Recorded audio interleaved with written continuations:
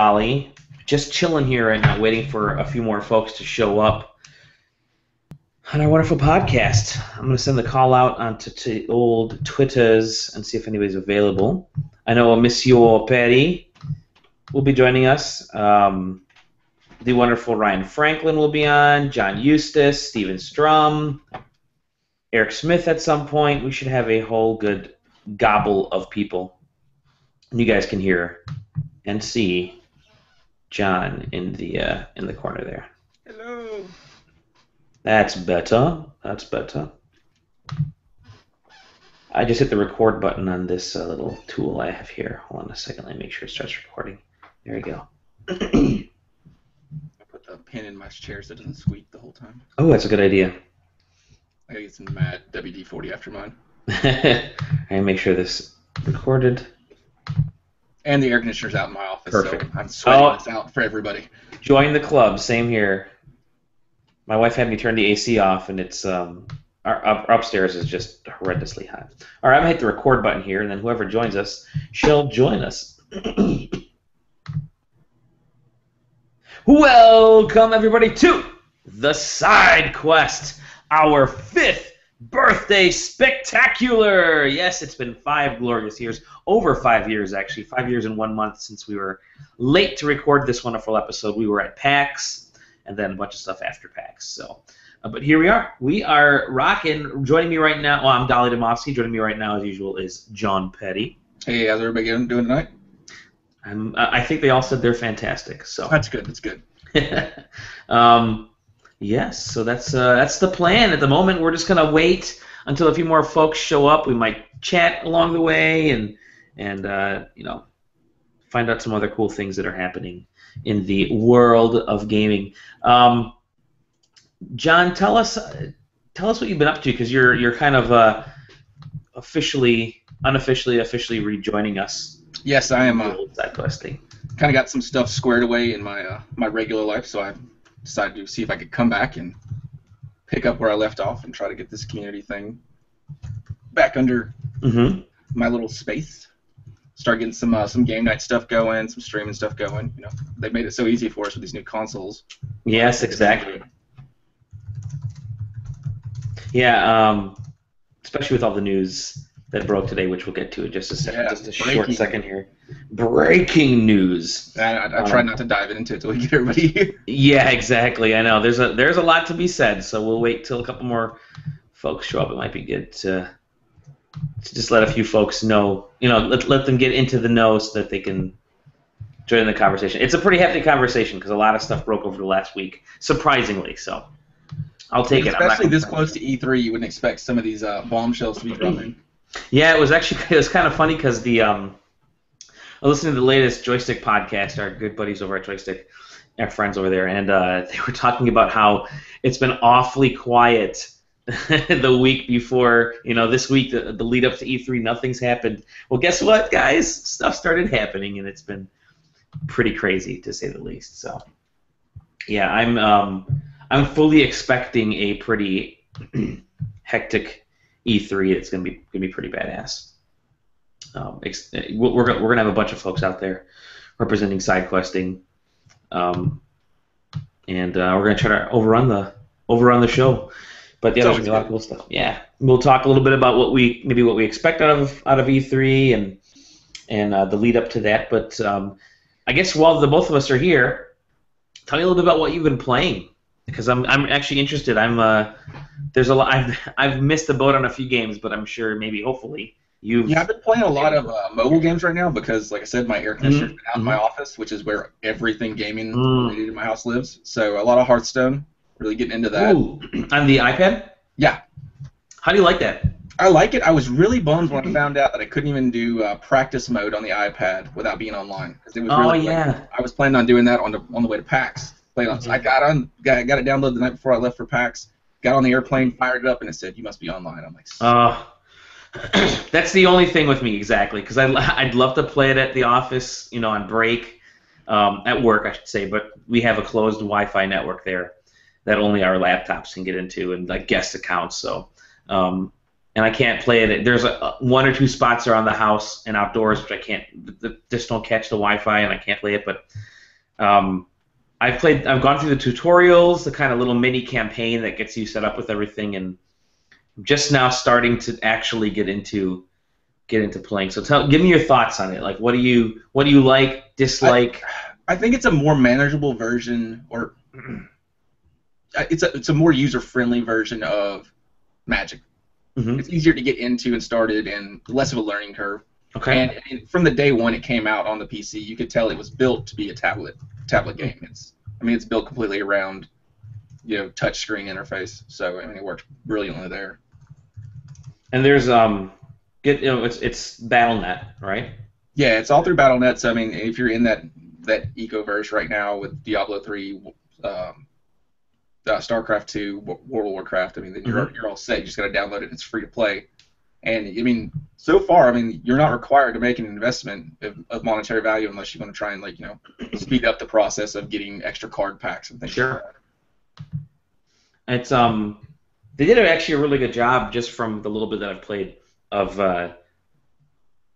getting players right into it and not forcing you to buy cards. But in the end, if you get deep enough into it and you really enjoy it, you'll probably want to buy the card packs. Yeah, I haven't got into making custom decks yet. I'm kind of feeling out the different the classes, see which ones I like the best, and then the crafting system in there is kind of interesting too. I still want to dig into that a little bit more.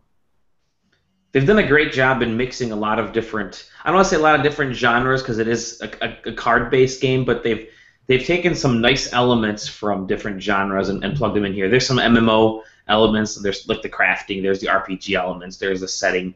And it's done in Unity. There's some of the MOBA elements in there too. That kind of reward feeling you get when you unlock a new pack. And a nice animation that goes along with it. It's a lot different than opening a pack of make your own team like FIFA games or Madden games. There's a whole grandiose to unlocking a pack. Sure thing, definitely. It's it feels like you're buying an actual pack from the local comic shop. The way I've kind of felt like it. I haven't bought a pack yet, but that's the lead up, I guess, for me is what it'll probably end up being like. I'm the same way. I've been playing a lot of mobile games as well. I've got let's see here. I'm completely late to this, but I hopped onto Clash of Clans only because a lot of my coworkers or a few of my coworkers were playing it, and they were posting about it on Facebook, and I kept seeing the commercials on TV, and I thought, all right, fine. Let me give Clash of Clans a try. Which one's this? So Clash of Clans is the one that's basically build your town, build your defenses. It's like a super light Warcraft, not World of Warcraft, but Warcraft. And so you build up your town, you build up your resources, you gather essentially gold and this kind of goo. And which I'm collecting right now, as many people can see. And the world is laid out very much like you kind of see that, but not really. Let me back off here. That's my town in a way. And you go into battles. You can either kind of follow the little mini campaign that they have on there, which helps you get your kind of skills up, or you can go ahead and just kind of fight one-on-one. But you're not really fighting. What you're doing is it's like tower defense. You're sending your characters up against somebody else's town. So in the meantime, you've got to protect your town, so you got to set up your tower defense. It really is a mix between tower defense and tactical gameplay. In that it's not pure tower defense. It's not like you can just set up a bunch of towers and hold off characters, because humans tend to have a lot more. People, I think, are definitely a little bit wiser, and the folks that have been playing this game play it religiously. You can set up and join a clan, and then you kind of go through these weekly, or every few days you'll go through these kind of clan wars. Is this multiplayer for the most part? Yeah, it's asymmetric multiplayer. Yeah. Okay, that's what I was going to ask. It's asymmetric. Yeah, it's not live. It's free. It's a free to play game.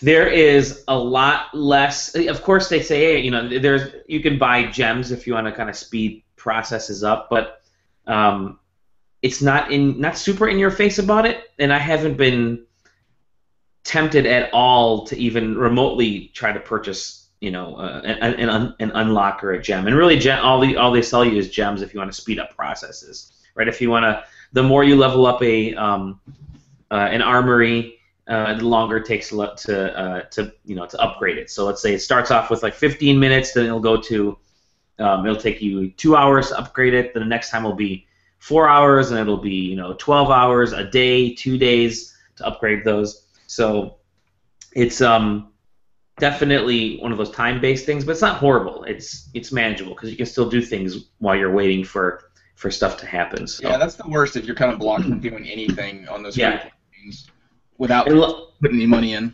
Exactly, and luckily they leave the clan stuff in there. That helps take the bite out of the sting out of waiting for stuff to get developed and upgraded, and the multiplayer stuff. So there's a lot to do. It's just it's a small free-to-play package, and I'm enjoying it. I mean, it's a total time killer. It's it's not going to be a super memorable game in any way. I mean, it's very basic, but I think there's depth in that level of basicness. If that makes any sense. The people that are good at it are really good at it. I've seen towns and castles and stuff that are massively built up. They've leveled up their towers. They've leveled up the walls. Some folks decide to kind of take things to the next level, and they'll Minecraft that mother by using the level. Like the more you level up a wall, it'll start to change colors. The higher levels you go, the brighter the colors are. It'll go to like purple or black or gold or whatever.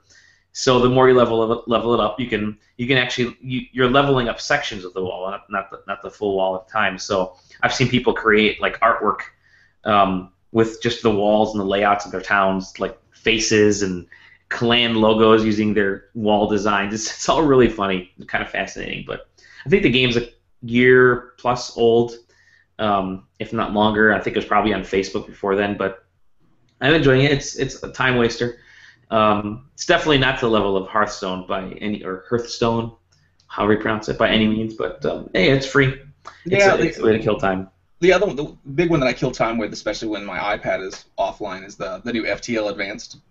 Oh yeah, I've got to get that. How does it play on the iPad? I mean, it's another one of those games you could see where perfectly, and even some of the things like the targeting, where now you can just drag lines like kind of for your laser lines, like sure, because like certain like your laser beams, you have to like click your points where you wanted it, so you just kind of drag your finger across it. If you're trying to open and close doors to vent, either to get rid of intruders or to put out fires, you can just kind of swipe your finger across the door to open and close the doors. And then it's got some multi-touch stuff, so I mean, it really transfers well over. And I'm playing it on a mini. I can only imagine playing it on a bigger tablet. It's one of the few times I wish I had a bigger tablet than an iPad mini. I have the iPad 2 floating around here somewhere, if my daughter's not playing it. But I've enjoyed the iPad 2, but I've considered downsizing to the mini just for size, and I don't do a ton of gaming on it, and I almost like that smaller form factor of the mini. So I might move on to that whenever they upgrade. Is the mini a Retina display model now? Do they yeah, I think they do offer a Retina display now. I mean, for like most things, like I really don't mind the mini. Like I use it on the airplanes to I pop it out to watch movies or something like that. Okay. Just load up like movies on like VLC or download stuff off the store to rent. But like the few times, like this game is like one of the times I wish it was a little bit bigger. I mean, even Hearthstone is not a big deal because there's not a lot of things going on. You have your cards in front of you, but it'd be nice to have the spaceship a little bit bigger to give your finger a little bit more wiggle room, get a little bit better view of the characters and things going on. But it still ports over really well, and I think it's $10, $15. I don't know. It's not bad at all. Yeah. I mean, it's a really fun game, and it adds all the new monsters or alien types and interaction types and ship types and things like that. And it seems, yeah. No, I was gonna say it seemed like it would transition really well, and some of the additions they've made look pretty cool. And for those I don't know about you, but I think I own 7 copies of that game, just Steam sales, and I think I got the first one through like GOG or something else, and. Yeah, I'm waiting for the day where there's a cross-buy that kind of goes across all the consoles and the PC. Yeah, right. I don't doubt that'll happen one day though. I'm almost confident that it'll We were so close. Was it Portal for the PlayStation 3 that got us really close? Yeah. Portal 2. That's what I meant. Portal 2. Portal 2. Portal the cross-buy. Yeah, that was close. That was the closest it was going to get. I still remember, and we'll get to E3. Gabe Newell coming on stage and wowing everybody. We're bringing Steam to the PlayStation 3. The crowd goes wild. Everything's wonderful. And you could download this. I think there was like a Steam app or something that they did, and all it was to get Portal 2 up and running. Yeah, and to this day, there's still that login option if you're a PS3 user for that one game. There's still a login option now on the Steam client. Man, see, that would have been perfect because I could see Dota, I could see, a ton of Valve games running through Steam on, on the consoles, which would be fantastic. But whatever, I'm sure, maybe that's when they started actually thinking about Steambox. I could see the cross-buy on the PC to tablets happening much sooner than the other two, just because they can put their own app on there, and then if you're already buying it on the PC, then they're not having to give Microsoft or Apple a cut because you're just kind of loading it up. And that might, depending on what happens with Apple with their tablets and stuff, because Apple takes a cut too. But if you already own it, I think it's okay to install. Yeah, because as long as you're not buying it through like the Valve store on the app, then you'd be fine. It's so bizarre why they do it that way. I think that's going to change eventually with Apple. They have there was the supposed iOS 8 leak where they'll finally be able to do two apps on the screen at the same time on the iPad, which would be that will be great for me with the iPad 2. Kind of not as great for you with the iPad Mini, but you'll be able to watch a video on the top screen, the top half. And, hold on, you got to remember it's Apple though. They're gonna make it so that it's so memory intense or processor intense. Yeah. Everybody with the old stuff's gonna have to upgrade anyways. Very true. I've held off on getting upgrading the iPad, and I think Apple announced their sales. Was it a week ago or 2 weeks ago, something like that, where they said iPad sales are still going, but they've kind of leveled off, and they're no longer as strong as they haven't accelerated in sales as much as they did in the past, and mostly because people are really happy with their device. They don't need to upgrade. All the apps run on the iPad 2 and the iPad that, and I think the fire's really bitten into their sales a lot. I don't know how much, but yeah, I think the Fire is probably the number 2 tablet, I'd say. Well, it's like a third of the price, and it has all the tentpole games and apps and the back end of Amazon. Yeah, exactly. And it's totally. So, but even then, I think some of the stats they've shown is that tablet sales in general have kind of slowed down a bit over the last year. Theoretically speaking, again, I think a lot of that is because you buy one tablet and you're kind of happy with it, unless something really insane comes out. Phones, we're tied to our providers and. Yeah, I think I was 3 or 4 years between tablets. I bought the first gen iPad, and then I held on to that until about a year after the first gen iPad Mini came out. Oh, okay, cool. Yeah, I had the first gen iPad, and then I bought the iPad 2 the following year. We sold the old iPad, and it was a great deal for me because it was a huge upgrade with the camera, the form factor, and it didn't really change for like 3 years. So, well, that was kind of one of the reasons I had to upgrade was, I couldn't run a lot of games like Plants vs. Zombies 2. That's when I bought my iPad Mini. Okay. My iPad couldn't run it, so I went and got that. That's the point where you have to upgrade isn't so much when things are slowing down, because I noticed some apps aren't as fast anymore. Like Infinity Blade 3 isn't as quick on the iPad 2 as it could be. It stutters here and there, but it's manageable. I can go through it. But yeah, I think at that point where a game is unplayable or no longer listed for your device, that's when you gotta upgrade.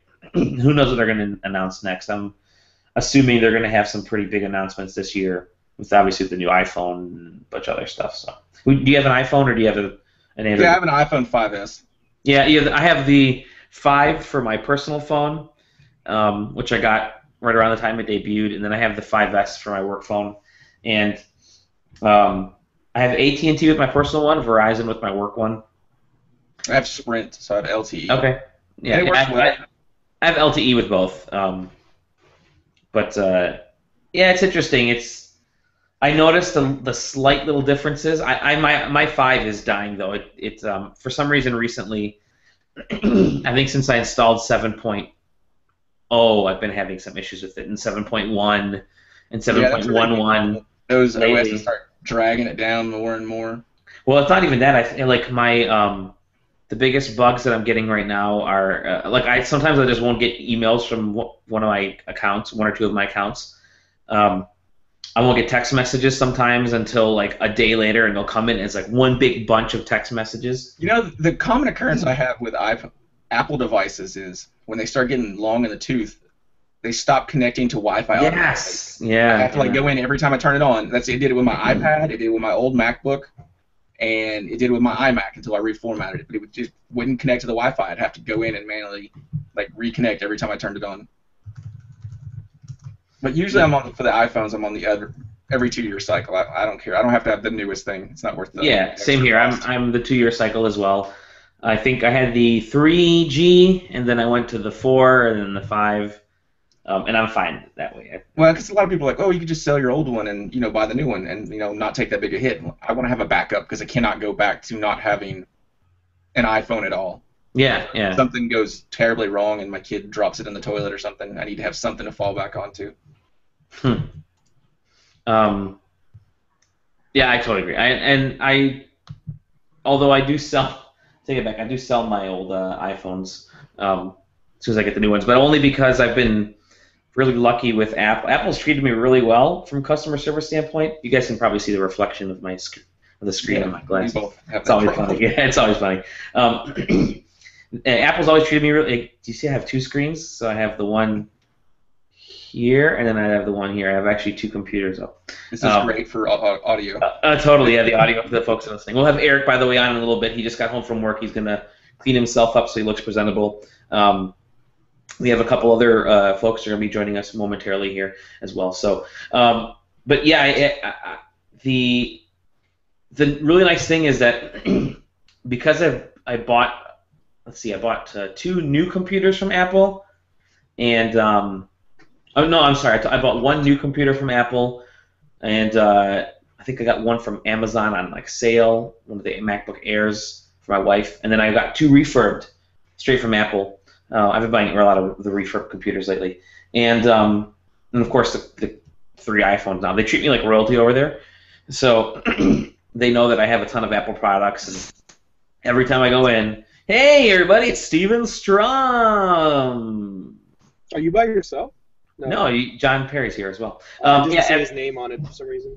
Yeah, I was gonna say we were just talking Apple products. Yeah, every time I go into the Apple store, even if it's like a cracked screen or whatever, they generally replace it for free. When I went last year, it was my daughter's the last day of her nursery school class, and I had dropped my phone outside on the pavement, face down somehow, and just shattered the screen to the point where shards were actually sticking up a good couple millimeters off the screen. So I took it in. I'm like, hey, listen, I'm gonna have to get this screen fixed. I know it's like $100, whatever. Also, the antenna kind of sucks because the antenna has been failing. So take a look at that. So they plug it into their system and they take a look at the thing and they say, yeah, your antenna does look kind of bad. It's not horrible, but it's manageable. But your battery is draining quite a bit. I'm like, yeah, my battery sucks on this thing. I said, oh, well, was the battery bad before you dropped it? I'm like, well, yeah, the battery was bad before I dropped it, but I just want to fix the screen right now. And they said, all right, well, we'll take your word for it. We'll give you a whole new phone. Don't worry about the screen. We'll just, the battery was having issues. You'll still have issues with battery after we fix the screen. I'm like, oh, awesome, cool. So they gave me a whole new phone, and it worked. There's something wrong with the video here, Dally, just so you know. It is rapidly flipping back and forth between you and John. And well, for me, it's flipping back. It just keeps flipping over to you. Every time somebody makes a noise, it flips back over to them. You can set it so it doesn't do that. Yeah, that's all right. My mic. Maybe it's the ceiling fan. How do I set that? I don't know. Eric knows. Good deal.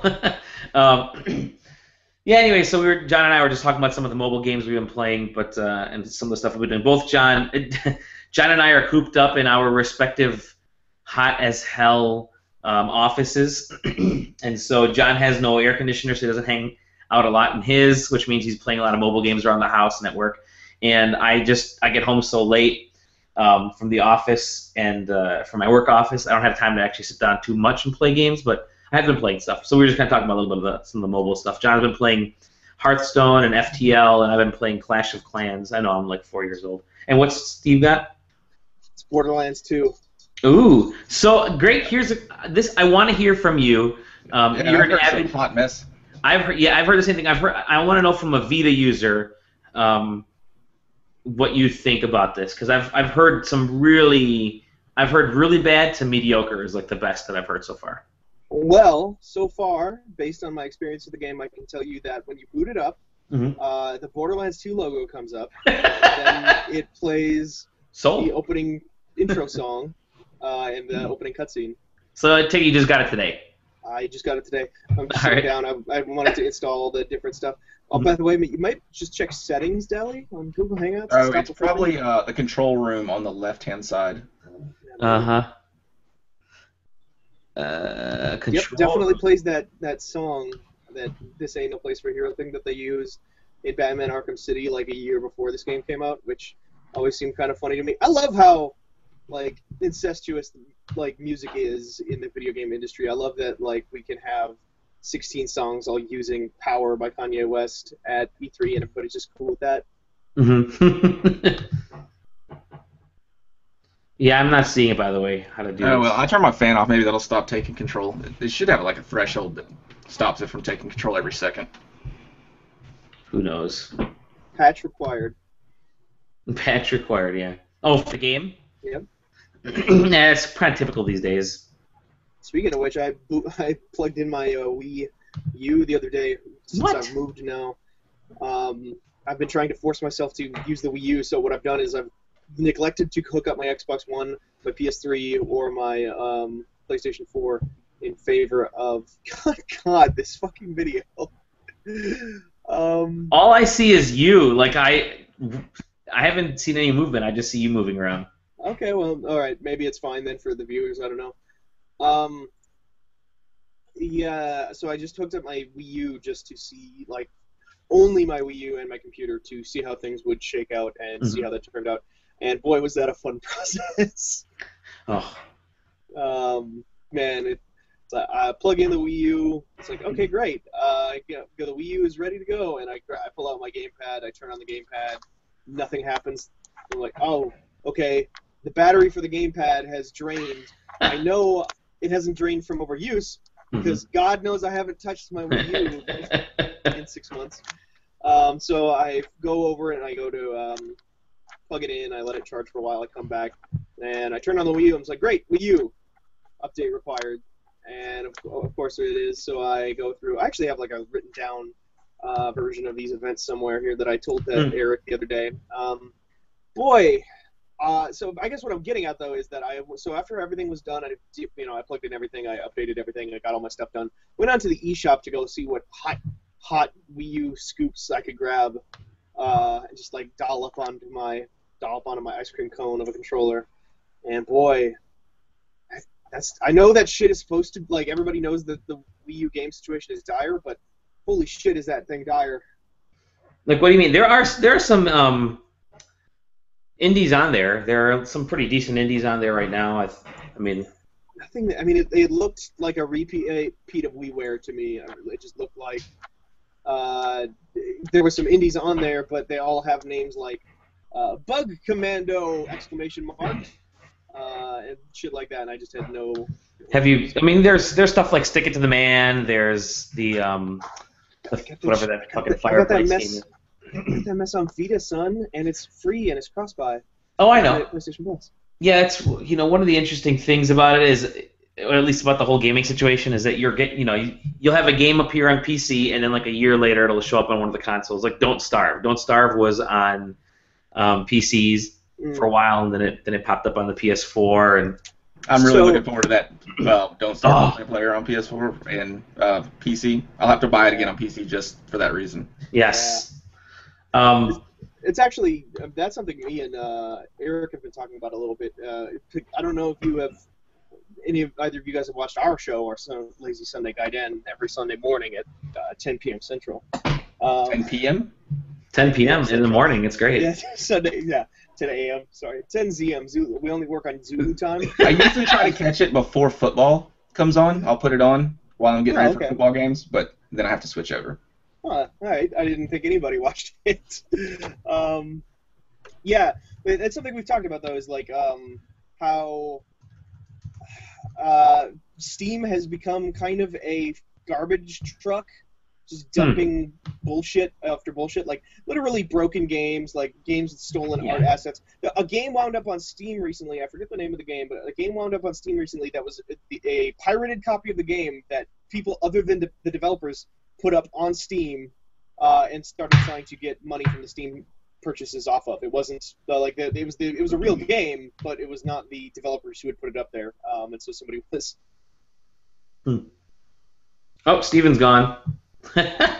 Hopefully he'll join back in a second here. Yeah.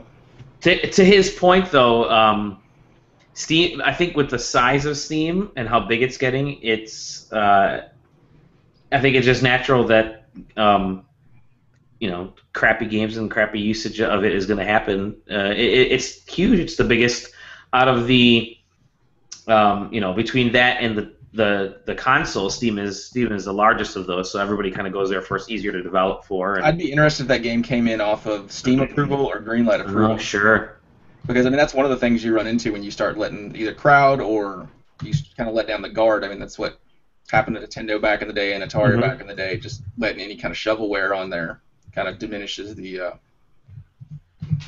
variety sometimes. Yeah, it's and what happened to the Wii? Obviously, that was pretty apparent. There's tons of shovelware without any,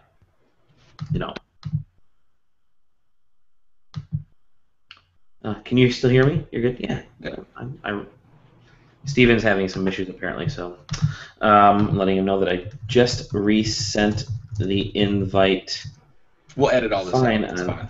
Yeah, we're gonna edit all this out because we have time. We have time.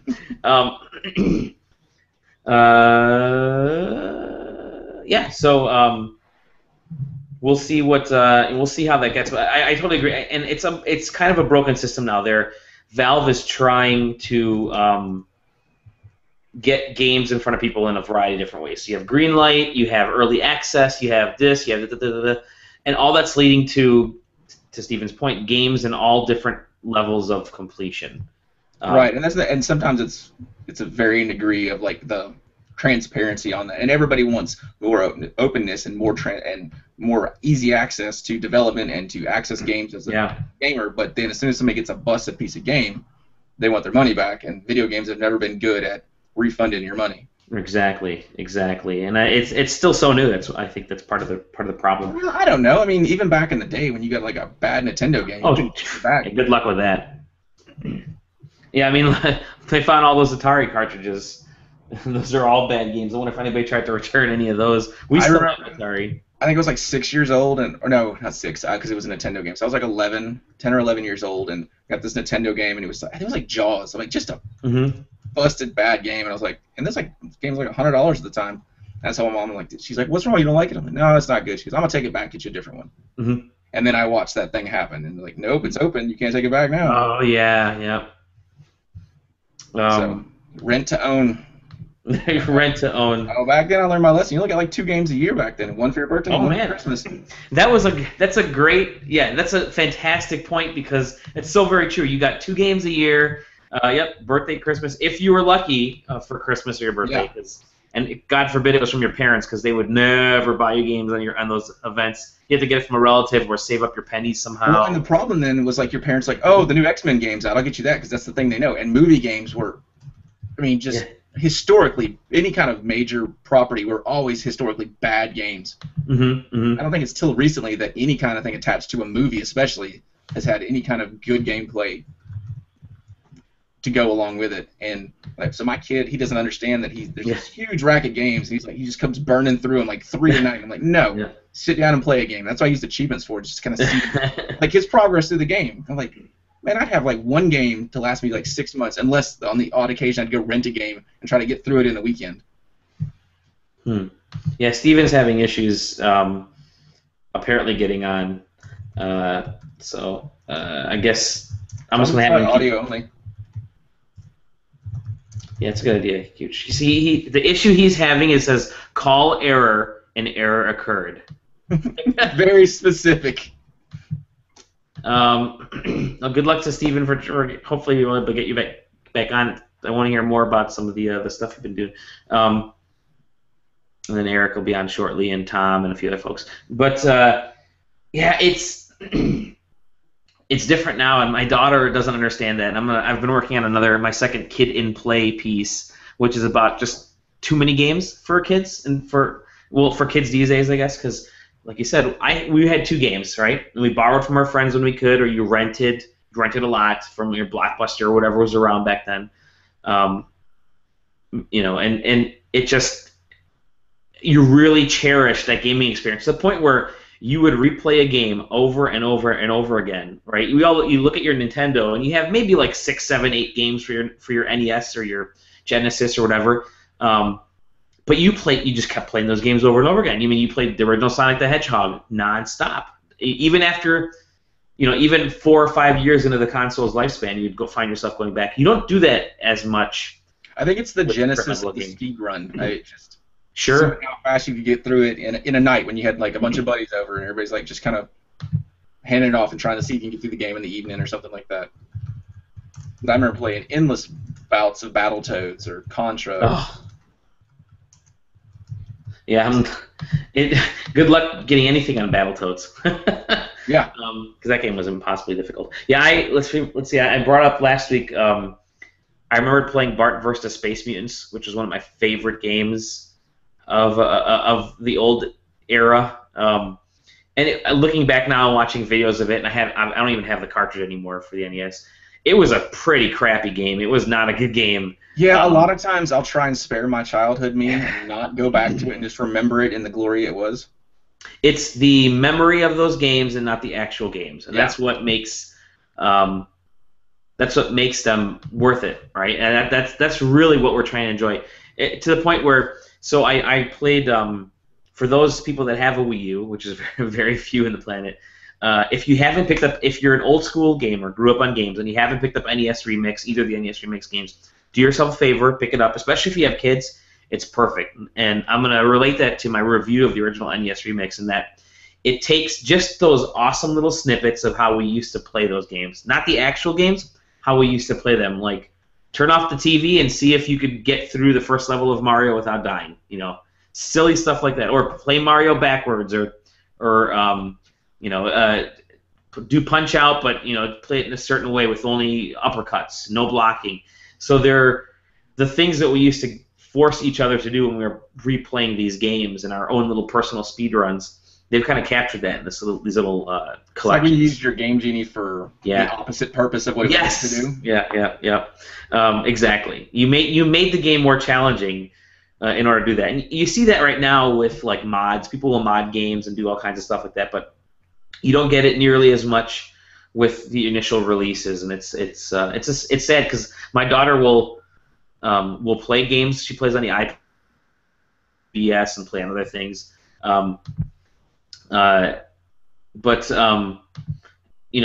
She keeps wanting new games, and I keep telling her, you don't have to play these new games. You can just play the games that you have, because that's how we grew up, right? Right. Yeah. I mean, I was lucky. I had a brother that was a couple years younger than me, so he'd get a game and I'd get a game. But you'd sit there and just grind on them and get every bit. I mean, nowadays I don't know if I'd get every heart piece in Zelda and all the little things that you just spend time exploring the whole map to figure out. Because there's something else out there that you want to try. Well, and then games aren't $100 anymore. You can get a bite-sized game for $5 or $10. I mean, Yep. That's exactly it. Yeah, my daughter. I don't think we've spent $60 on games for my daughter yet on the iPad. So it definitely has been different than me. Ladies and gentlemen, we have the bearded Eric Smith has joined us. Hello, everyone. Wow, you're rocking that fantastic beard, Eric. Yeah, it's thick now. You look like, what is it, Amish Mafia? Yeah, I'm the Lawnmower Mafia. Lawnmower Mafia. Yeah, we were just John and I were just talking about the the days of gaming yore when you were lucky to get one, maybe two games, and you played those throughout the entire year over and over again, and you kept your collection of games was your collection of games. Those were the games you kept playing. You wouldn't put a game aside and never play it again like we do now. But man, I prefer those days because at least that meant I had the time to play games. Yes. Because over the last 2.5 weeks, I have played like an hour total of video games. I think I'm in the same boat, and it looks like John's probably in that same spot too. John and I have been doing mobile games more than anything else. Our respective air conditioners are out, so we've kind of been banished from our gaming rooms. So I have been doing a lot of the Kinect stuff, or sorry, the Xbox One stuff. I don't want to call it Kinect because it's gone. And maybe this is where the three of us can start talking about it. But so I've been doing the Xbox Fitness. So let me rephrase it. I held off on getting the Xbox One. I bought one and then I ended up selling it. And then I got another one in April when they had the Titanfall bundle. So end of April, I think it was something like that. And Did you get it for $50 or $100 off? So I got it for $4.99, and then like a week after I bought it for $4.99, they went on sale at Best Buy for $4.50. Yeah, and so I contacted Best Buy and I said, hey, listen, this is going, it's $4.50 now. Let me, can you give me $50 back or whatever? So they gave me a gift card, which I promptly used to purchase Wolfenstein and a couple other things. So, but regardless. The price just dropped on the Xbox One. We'll get to that in a second. But I just wanted to bring up that I've been playing Forza, which I'm digging. And I think the only reason I'm digging, I like the other Forza. I like Forza 4. It's still my favorite Forza. I think it's just 3 and 4. Forza 3 is my favorite. I'm saying it back. Yeah, Forza 3 is my favorite. It's the most packed full of content, and it's the easiest to pick up and play. And the feature-wise, it was kind of the first to use that rewind feature. But Forza 5 is nice because I know that there isn't as much stuff in there as there was in 3 and 4, so there isn't like a long tunnel that I have to go through to quote-unquote complete the game. So I like it. I love the features of the Xbox controller. It's actually my favorite between the two controllers that are out there. I have some issues with some of the build quality of it. The battery compartment. Yeah, the battery power. I've dropped that from literally 6 inches, and it pops the back off, and the batteries go flying everywhere. It's like what battery are you using? The battery pack? Because that's what I ended up buying was the battery pack, the rechargeable battery packs for it. I just got my own rechargeables. Okay. I'm on that Eneloop train. Mine's just a plug-in for the Xbox One. What do you mean? I don't have to recharge it. I've never taken the batteries out. I've never had to. Right. How do you there's a wired Xbox One controller? No. It comes with the USB cable. Oh yeah, I have the little plug and play pack. Yeah, that's what I had. Yeah, that's what I had. Yeah, that's what I use, and it hasn't come loose. I mean, I think when I was using regular batteries in the very beginning, they would kind of come loose a little bit. Okay. But I mean, nothing like my worn out Xbox 360 controllers that I've chunked around the place. So Forza 1 or Forza 5, I'm liking it. Visually, it's stunning. It's not the best. Obviously, it's not the best racer, but it is absolutely gorgeous. And we'll definitely get some game nights on Forza going here over the next. Yeah, that's the game I put in when people want to see the new console. Yes, it's the pretty game that. Exactly. And then Xbox Fitness I've been using, which I like. What's your go-to program? So I do the 10-minute programs because that's all I have time for. Here. You know what? Anybody that has more time than 10 minutes can go fuck themselves because it's not humanly possible to invest that much time. I don't have 55 minutes every day to do PX. Exactly. There are people that do somehow have it. Yeah, exactly. But the 10-minute exercises are great because they're a nice complement. They're a nice way to kind of bookend the day. You can do one in the morning and in the evening if you want, or in my case, I just do one kind of in the evening. Before bed, I'll do an exercise and I'll take a shower and hop in bed. But god damn, if I don't have Wi-Fi issues with my freaking Xbox One, you gotta wire both your consoles up. I guess. Well, so the PS4 doesn't have this problem. The Wii U only once in a long while will have a Wi-Fi connection issue. because Nintendo just uses cheap-ass parts. But the Xbox One is horrendous. I'll turn it off, and then I turn it back on. Sometimes even if I do the hard reset, it won't connect to my Wi-Fi. It forgets my wireless all the time. Huh. I have to plug in the.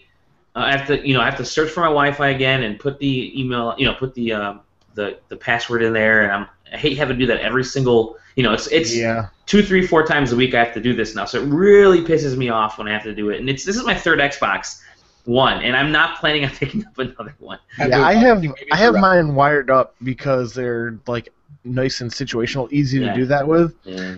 But I always had Wi-Fi issues on the PS3, and I have Wi-Fi issues on the Vita, to where the only place it will work is when I have my Vita sitting literally on my router, which great wireless device there, and my PS4 just like it will not connect wirelessly at all.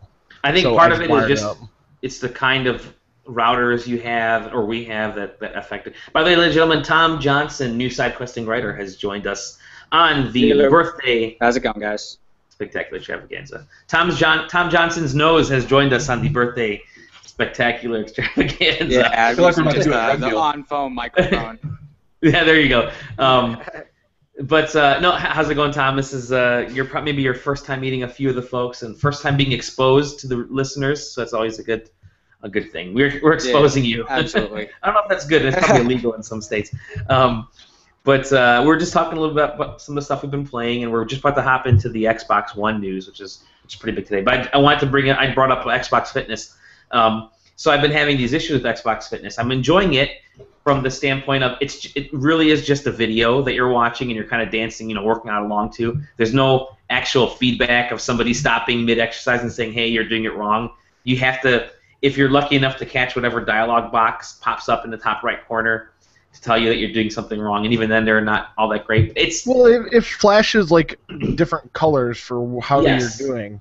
It's like the interface still needs some work. Exactly. It seems like I'm gonna say it out the door way too early. Even at this though, it's still maybe my favorite workout product of all the games because I've done a lot of them. I have like 2 versions of Wii Fit. I have one for the Wii and for the Wii U. I've never used any of them. Yeah, good for you. I had the Nike one for the Kinect, which was pretty good. I've done a few others like the EA Sports, the EA Active. I had a couple of those, but this is the best one just in terms of actually making me sweat and making me feel like I'm accomplishing something by the end of it. It's just that so the way it tracks you is it uses all the new Kinect technology to measure your heart rate, to measure your position, all that kind of stuff. Your pigment of your skin to tell you what your heart rate's doing and how hard you're punching and all that stuff. But it only works like maybe 60% of the time in catching things correctly. Because I'll be standing in front of the Kinect, like 4 to 5 feet away and doing every move it's telling me to, and it's saying, it shows me on the screen moving, yet it's saying, you're not in front of the camera, move to the camera, you're doing things too slowly, you're doing things wrong. And meanwhile, I'm like drenched in sweat, flailing around like an idiot. So where do you have your Kinect set up? The camera. I'll have to. It's at the bottom of the TV. See, that's where I have mine sitting in the corner of my house. But whenever I go to use Xbox Fitness, I go and put it on top of my TV. That's what I need to get because that's what I've heard is the best. Because I've had a whole lot more luck with that, like basically pointing it at my feet and my head and arms being like the tertiary stuff it sees. Can you tilt the Xbox Kinect? Yeah. The only thing it can do is tilt. Yeah. It's not motorized anymore, but it does. Yeah. You can tilt it manually. Okay. And dude, putting it on top of your TV, even when it's on the bottom without of my TV. A stand, yeah, it is the most precarious thing. What was that, John? Tom? Yeah. Even when I tilt it up on the bottom of my TV, I've had nothing but bad luck with it. I actually had to secure it to the top with a whole bunch of 3M command strips. That's what I to get any even just navigating the dashboards would give me trouble. I want to say, don't they have a mount now made for TVs? Like just setting it up there. They do. Yeah. Probably Nyko. But I had a whole bunch of command strips, so I'm like, why not? So help me out here, guys. Can you navigate the Xbox dashboard with the Kinect, or is it just voice control? Yeah, you can. You can use. I both. use it like every once in a while when I remember you can, but mostly the only time I ever use my hands to control it is to close out of things. I don't even know how to do that because It's just a grab and close. Oh, really? Because I Yeah. just use the controller. The controller works fine, even though I don't like the OS. I think it needs a lot of work, but I haven't had any issues with the controller. I use a mixture of the controller and voice commands. Yeah, I use voice. Yeah, I have a really like, bad habit 99% of using of the time. controllers. Oh, do you? Now, if I'm only watching Netflix, I mean, I'm halfway up the stairs. I'm telling it to turn on. I'm sitting down, grabbing a beer, and then telling it to go to Netflix and then play. And I won't even use a controller if I'm watching like Netflix or something, video only. Sure. So, Tom, what have you been before we hop into the Xbox news? What have you been playing lately? Sorry, what was that? What have you been before we hop into the Xbox news? What have you been playing lately? I've been playing Sir, You're Being Hunted, which is this weird little Steam game. It's How much like, is that? I'm trying to think Is of a that way to describe it. early access?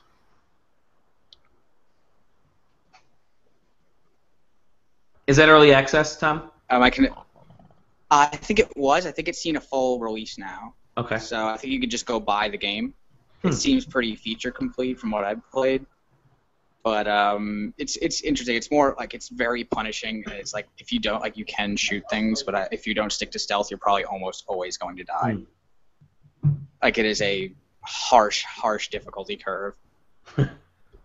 It's the harsh reality of Steam games. Yeah, it's rough, and half the time I'm not sure if I'm having fun with it, but I do enjoy it. As weird as that is. Yeah, that's about it right now. I've been incredibly busy. So we'll kind of move on then to the Xbox news, and maybe you can help lead this off. So give us a quick rundown, Tom, of what the Xbox news was today. Oh well, there was the big one, obviously, which was the price drop with the Kinectless Xbox, which tells to me they have to have something really big up their sleeve for that press conference, because that's something that would have been a big deal. Yeah. That plus the lacking gold for Netflix and Hulu and HBO Go. Now let me float this That's idea. a pretty big deal as well. Maybe it is a big deal, but they didn't want to take the black eye in front of the global press. Because once they go to E3, they're going to have all the press out there, not just the video game press. So it's a PR move in the fact they don't want everybody going Microsoft, 180 it back out of the way on the national media. Because that'd be something CNN and everybody else would pick up if they made this giant announcement that they're reversing the point.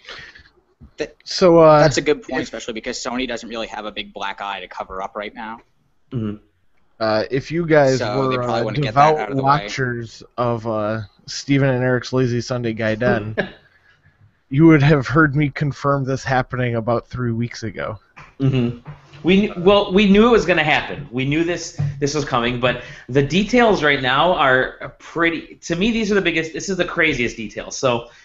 We were told last year, all throughout 2013, that Kinect is integral to the system. Yeah, those of us that really kind of understand a little bit know that it probably wasn't. Microsoft kept kind of spoon-feeding this, just spoon-feeding it to everybody that, yes, you can't use the Xbox One without Kinect. It's built in. It's designed around it. They did, and the news broke today when they dropped the price. Don't mind the thunder. Don't mind the thunder, and don't mind. Yeah. But Phil Spencer said that they started talking about this at the beginning of April, or sometime in April. So, it's only like it was right when he came in. Yeah. So he came in like 3 weeks ago. He said, "Hey, listen, we're dropping Kinect." If it took that long to develop a console around a piece of hardware like Kinect, and you could drop it in like less than 3 weeks. They're probably still filling on bugs. Well, let me float this out there.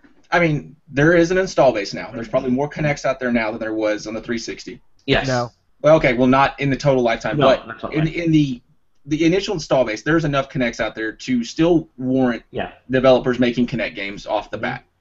And it's early enough in the life cycle that getting a product attachment like this later on is still feasible because people aren't like, well, I'm just waiting for the next thing to get here. Why am I going to invest money in new hardware to go along with it?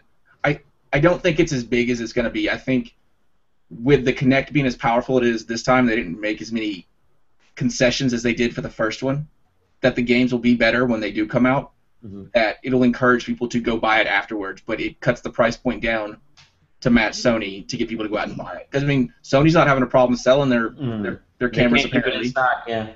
So, well, and maybe Microsoft they made like less than 1 million of them, though. Yeah, I've never actually seen one. Right, but I'm sure Microsoft would be way happier if they could make another million Kinects and sell the console at $399 and the Kinect. Yeah, I'm sure like once that Harmonix game comes out, Fantasia. Yes, that's it. That they'll stock a whole bunch of Kinect versions with that game included. Yes. Yeah. And I mean that'll all be they really need. I think you guys are, yeah, you guys are totally right. It's, I don't think this is a huge deal in terms of Kinect, because I think the numbers came out that 80% of people used Kinect, and of that, 120 words were spoken per month.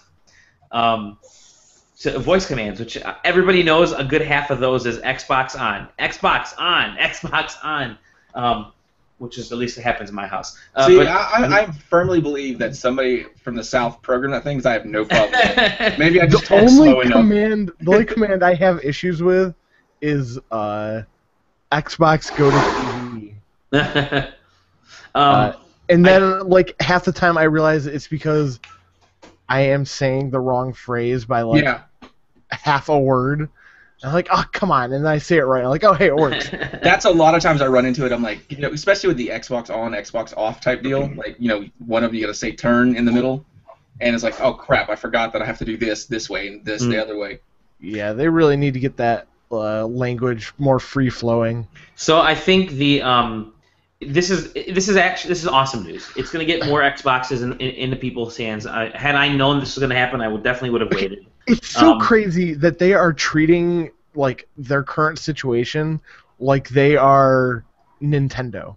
Yeah. Because no. They're not treating it like that for the simple fact Nintendo would keep bullheading their way through it. But what I mean is making changes. They're treating it like they're not selling like any console units at all. Yeah. Well, I saw somebody today go, well, if this doesn't work, what point is the Xbox One a flop like the Nintendo Wii U? I'm like, it's already surpassed the Wii U. It's selling like way better than the 360 did at a much higher price point at a time where people have less money. Well, and them taking all of this stuff out from behind the paywall, all of the entertainment stuff, it's going to make it that media box that you'd get your parents. Yeah. We heard those rumors like back in March and April that they were doing that. As long as they could keep making people pay for it, they would do it. But like now, like, and we also got the games with gold on the Xbox One, which they haven't announced any games, but... Yeah, they did. Max Brotherhood and... what was the other one? Spartan Assault? Yeah, Halo Spartan Assault. But they're also taking the PS3 the PlayStation model on for the Xbox One games. You only get them as long as you're a gold. That's bullshit. Yeah.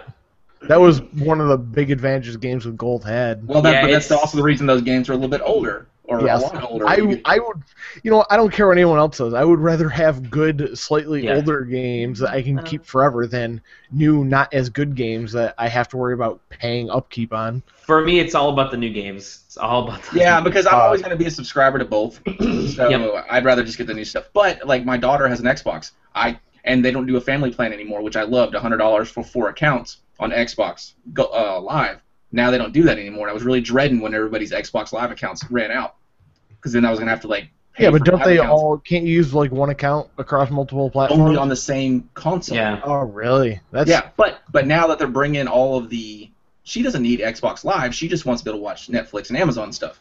So that saves me money there. My wife doesn't need Xbox Live in the living room. She just wants to be able to play Netflix, Amazon, HBO Go, and that's all free now.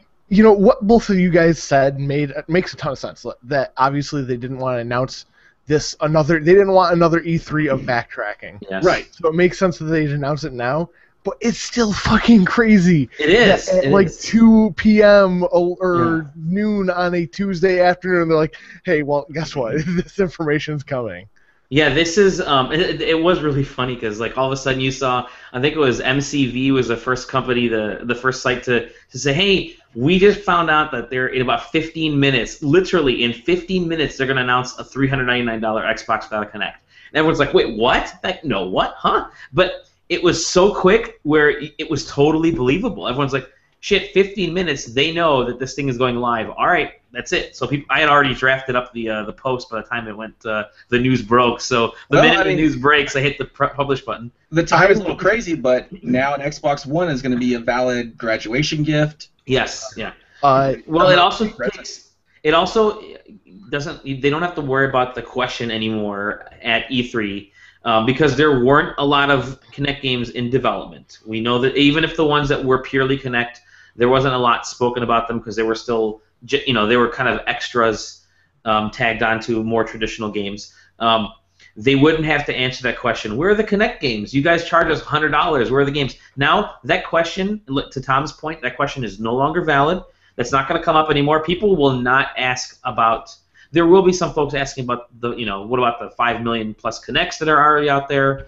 Well, they're going to say, well, we have Fantasia, and we have a couple, we have Project Spark, we have a couple other things that we're working on.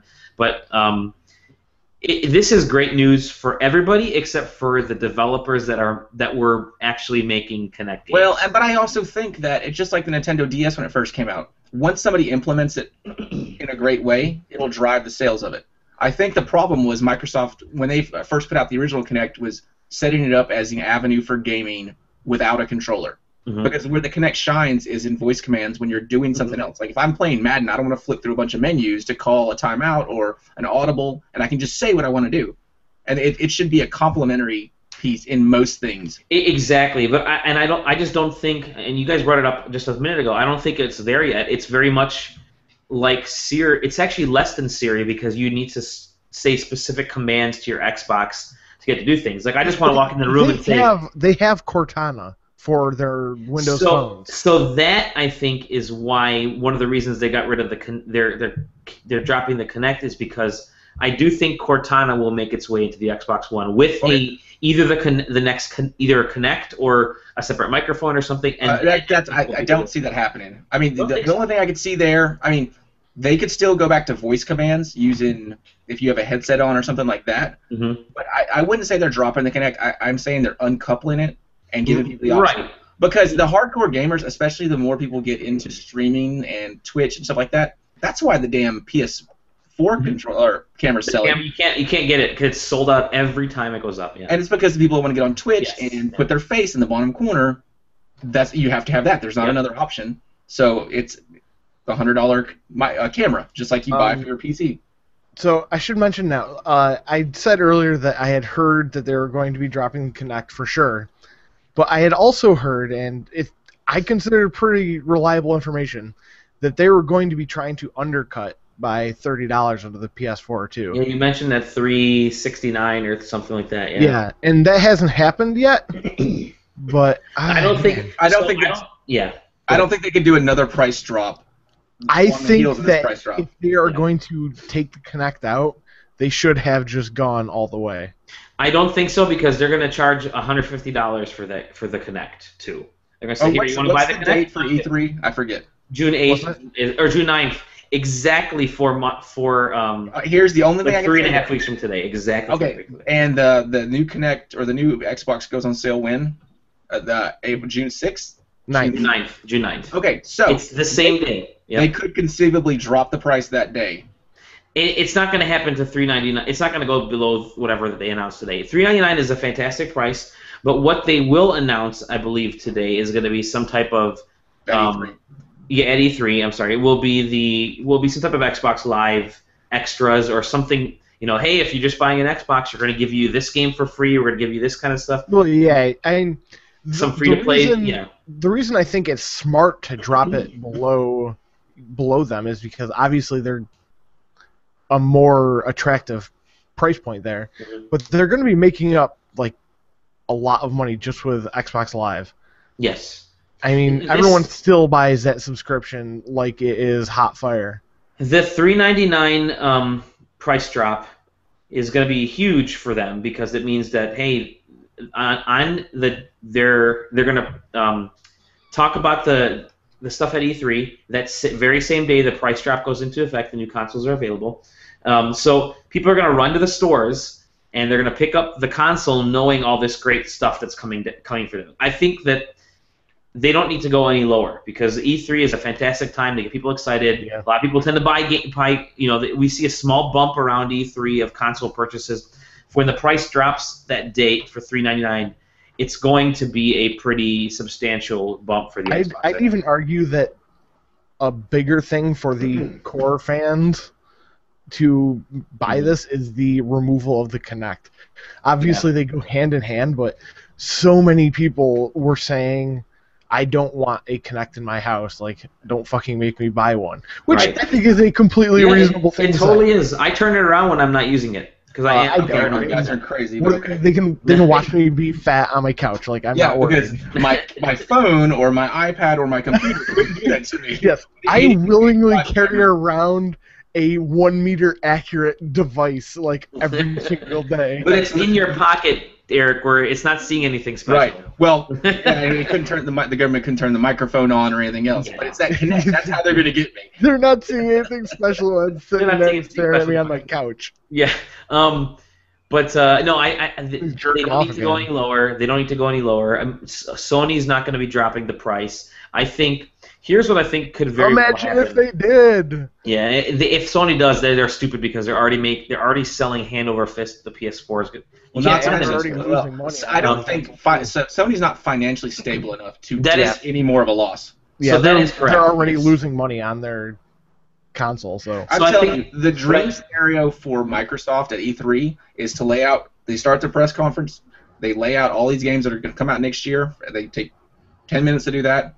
They talk about their apps because they're going to talk about their entertainment apps, and then they're going to do what they did a couple years ago and go, everything you see from here forward is coming out this year. Yes, yeah. And so one thing I do think that they're going to do, and this is just total speculation by me, but they're going to say so $3.99. That we're going to do the Xbox One games with gold, blah blah blah. But so you're going to get a couple games that are pretty decent, Max and the Halo thing. By the way, for $3.99 you get the new Xbox and you get the new Halo, the Halo 2 remake for free. I think that could very well happen where they throw in that's the bundle. You get that Halo 2 remake for $3.99 with that Xbox One. That wouldn't that's not outside the realm of possibility. Yeah, I think that Halo 2 may launch this fall, or maybe a different game. There's something that they incorporate, but or they might say you get the Xbox One for $3.99. You also get the Halo 5 beta. You'll be the first ones to get in on the Halo 5 beta, and that'll sell a ton. My dream scenario would be one in ranking order of good to great. I love how you started one from good to great. Yeah. So they announced that Sunday tickets coming to Xbox One, and you just pay the fee like you did back in the day on the PlayStation 3. I thought it already did. No, it's not on the. No, it was on the PlayStation 3. They took it off last year. It was on the PlayStation 3 for 2 years. Last year it wasn't on there. Everybody got it through the Madden Special Edition, which was only for PCs and tablets. But Microsoft announced that big partnership last year, and that was the year that Sony didn't have it. So I'm hoping they bring it to Xbox One. First off, if they just bring it to Xbox One, that'll be a huge selling point for people that don't have Dish. Or not Dish, I'm sorry, DirecTV. 2, if they say... side note, as part of NFL, they need to remember, people use more than NFL.com for fantasy football. No, and they did say that. They addressed that. They're bringing they said that initially, too, but... Well, no. I don't know if it'll happen this year, but I think next year they'll have the ESPN and Yahoo Sport. Yeah, I hope so as well, because that's the dream scenario, is that I see all that stuff pop up on my TV. But... we get to the second part. Free NFL Sunday ticket with a year's purchase of gold for the first year. That's a lot of money down the drain for them. No, it's not. But look at Madden did it. Madden did it with a special edition. That's $40 on top of the regular price of the $60 game. Or But that's some money on top of it. Well, I mean, it's going to get the people into the ecosystem, because then they still have to buy the Xbox One to do it. Or finally, free Xbox or free Sunday ticket with a purchase of a console and Xbox Gold.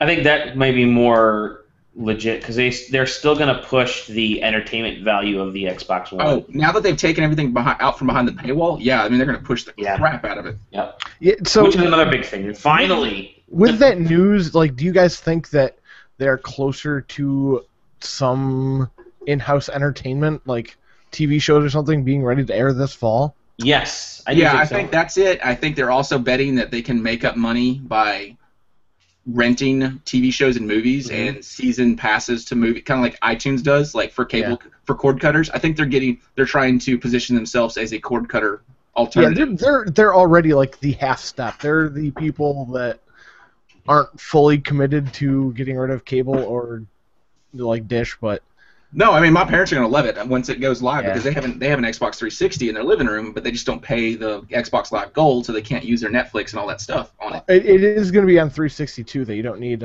Gold for. Correct. Yeah. The big difference in the two is I think cloud saves don't work without Gold on the 360. Yeah. And the difference in the games for Gold. To keep them on the 360. Another thing that they really need to do is make Netflix update their app, because it sucks on the Xbox One. Now, is Netflix still developing their app? I thought they were doing that in partnership with. Yeah, all of them are in house now, like at each individual company. Which is, I thought that Microsoft developing it was the reason that it sucked on the 360, but nope. All I can say is, as a parent with 2 small children and a wife, hallelujah for profiles. I finally cleared up the confusion that I don't want to see Sweet Life of Zack and Cody and these things. I'm fairly certain my Netflix thought I was a pedophile or something. I like that there's Netflix for kids and regular Netflix. Yeah. Yeah. No, nothing in between.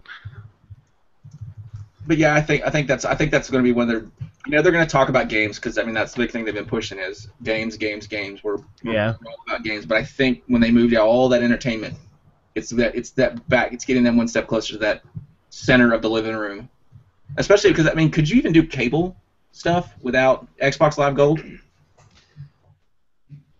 I don't think you could do cable. You couldn't use the One Guide. Yeah, you couldn't use the One Guide without. I know, because my Xbox Live lapsed for like 4 days at the beginning of February, and I didn't know for like 2 of them. And I go to open up the guide, and it's like, oh, you can't do this without Xbox Live Gold. I'm like, you've got to be fucking kidding me. This is the most paywall thing I've ever seen. Yeah, and see, I could see that like positioning cable companies to get into the mix and everything else now. Yeah, well, fuck all of that. It is hot as balls, by the way, over here in my office right now. I'm like drenched in sweat. Luckily, my camera is such a shitty quality that you can't see my liquid shirt. But no, I think this is fantastic. Overall, it's a fantastic move for Microsoft. It was just a bummer to see the. And I know they had supposedly they informed their publishing partners, but at the same time. You saw tweets from like John Drake and I thought it was hilarious. Yeah, Eric Pope and Nick Chester and non-harmonics guys as well, saying things like, "Oh man, just such I honestly don't know. I felt so bad for them. Out. I don't understand why they're so bummed out. It's not going to affect their situation at all. No, they have 5 million Xboxes to work with. If they're going to sell like 2 million of Fantasia, and it's not like anybody who wants that game is going to be like. Oh, well, I'm going to buy an Xbox One, but I'll just skip the Kinect and buy this game anyways. Well, I think it all goes back to the fact that this community as a whole, especially the vocal community, doesn't like to be forced to do things. Right. So the fact they were forced to buy the Kinect, well, then that's like all this, like, it's spying on me, all this other stuff. Once they're given the option, then they're like, well, now I have to go buy the Kinect so I can stream my Twitch videos. But I don't think it'll be a hindrance. I think there'll still be a good attach rate for the Kinect once games for the Kinect start coming out.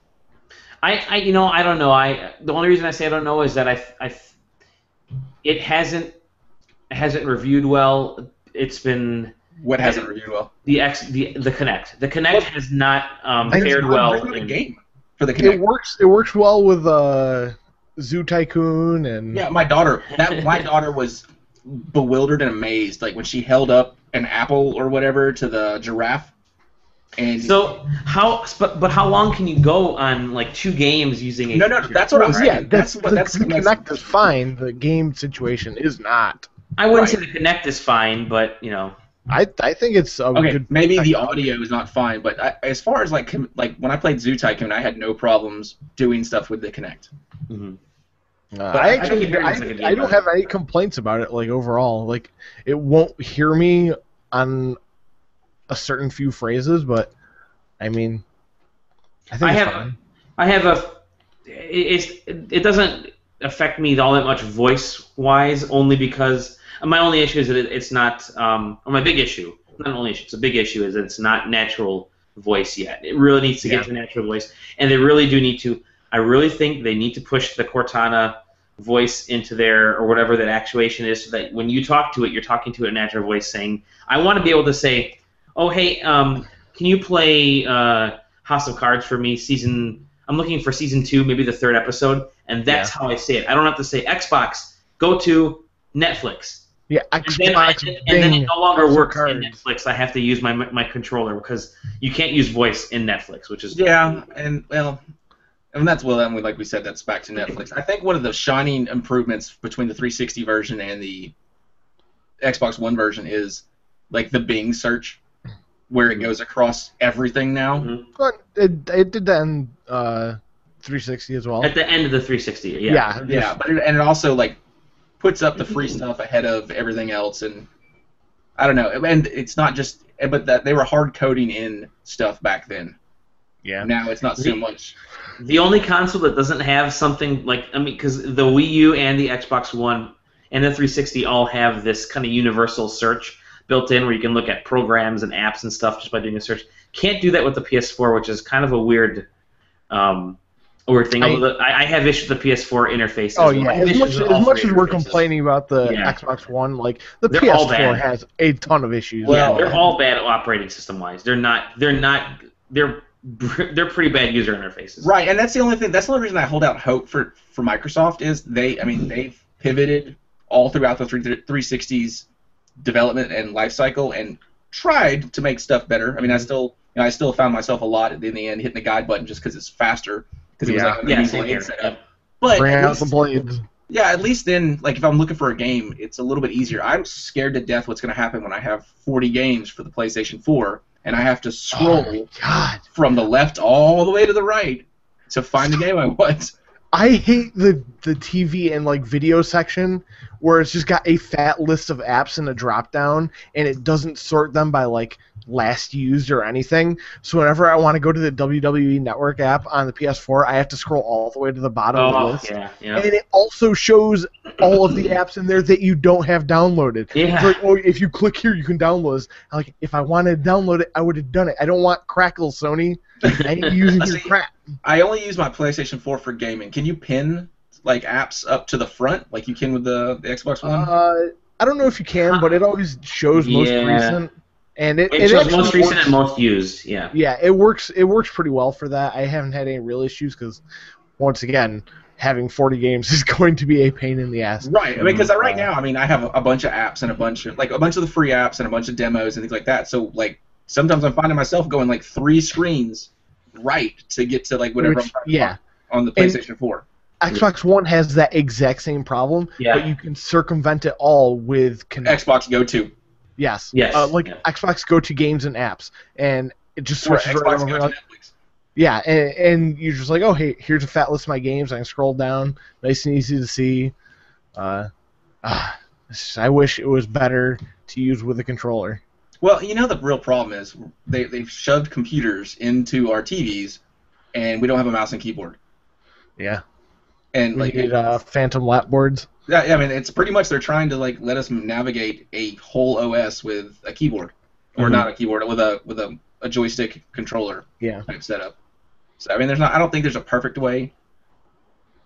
I mean, there's always going to be I just can't see an elegant way. I think the Kinect is probably if you're using the syntax right, it's probably the most elegant way of navigating, at least getting to the app you want quickly. Yeah, I don't know about this year. voices. Like by next fall, they're going to like ditch Metro out of the Xbox One because they're pivoting away from that in Windows as it is. So You mean the design? yeah, modern, I guess, because they're not allowed to call it Metro anymore. But yeah, I think they're just going to, I don't know what they'll move it to. It can't be any worse than stuff they've done in the past. I don't think if you click on like games and apps and then you just toggle down between games and apps, maybe they just put more tiles on the screen. I mean, we all have larger screens now, and I don't know what the minimum specs are. Like I know the 360 had to be readable on a 19-inch screen. Some like arcane usability things. But I mean, it's an all HD system. Make everything readable in 720 and 1080. Like you're fine because I mean, there's not even a composite out. Right, and that's what I'm saying. They tried to model it so much after the Windows 8. I think you get way more tiles on that apps and game screen. And I don't know if I want more tiles though, because like they're what do you hard want? to You want to navigate with your control. Yeah, I don't know. I don't like that's what I'm saying. I don't know what I want. It's like porn. I don't know. But we don't know how to fix it. Did you say it's like porn? I don't know what I want. I just want. I know it when I see it. I know it when I see it. I can't describe it, but I know it when I see it. I can't describe it, but I know it involves turkeys. I don't know what the solution is, but I'll know it when I see it. Okay, I honestly think that with a modern touch, the Blade interface would be good. I think so. I think you're right. Yeah. That the way that thing was set up, it was simple. It had here's your games panel, here's your TV panel. Like how hard is that to like deal with? But right now they just got like 3 random panels that I don't know what's going on ever. And I just like fucking come on, guys. My only major complaint with the OS is I want the guide button to bring up a Blade. Then just let me hit B to back up all the way. I don't care. I don't need to go all the way home. Just let me hit B all the way back out. I don't know. I guess I don't see the difference. Well, because if you hit the home button and you're somewhere else, it takes you all the way back home. Yeah, but I'm still stuck trying to figure out how to do what I'm trying to do. And so you hit the home button again and you jump back in. And then here's the other thing. I also wonder, we had that last console cycle for so long. We got so used to doing things a certain way that now they've given us something new. We're like, no, I want it the old way, please. Yeah. They have clearly improved over the 360 because that was a tragic shit show, especially towards the end when it would take you like 15 minutes for your console to turn on. Right. So we just take the last 360 interface and put it on the new console. Yeah, I agree. I don't. I think it's better than what the Xbox One is, but I don't think it's a good interface. Sure. Oh, well, I like that there's a good interface. There's a good push for social and friends with the old 360 interface. With that last 360 interface, you don't get that on the Xbox One because you're just kind of pinned to yourself, and you don't get to see what your friends are doing unless you actively search for them. Well, no, I do think it was a good solution to put favorites. Because I fluctuated about 98 friends on Facebook, or not Facebook, on the Xbox 360, but I only really cared about Team Joy guys. That's what what are they doing? So I want to see when they're logging on when they join a game, and like there's like other people that I know, but I don't play the same stuff as them, but they're still on my friends list. So I think the favorite was an elegant solution to. Yeah, I agree. Yeah, they definitely got the following thing a whole lot. Like they got that right. Especially compared to Sony, like their friends list setup is all sorts of fucked up. Like if you have more than 100 friends on your list, like that system is basically a brick when it comes to social interaction. Yeah, I don't care if I had everybody on my Facebook friends list, which is about 200-300 people. I don't want to see every time they log on and off. I really don't want to see that. There's certain people I want to see, and I couldn't imagine with like 1,000 or 2,000 people. Yeah. So let's see them log on and off. So we've kind of talked Microsoft, at least the news today, to death a little bit. Let's talk E3 overall and some of our what predictions or what wants and desires we want to see. Let's just there you go. What about gaming wise? Like gaming wise and so forth. Do we want to do Microsoft the? Whoa! What? Here and waiting for a few more folks to show up. Sorry about that. Whoa. Oh, you're watching the podcast. Yeah, Send the call out on to what are you doing there, Eric? I can't turn it off. Eric is having issues. There we go. Okay. Do you want to do this? I don't know what just happened.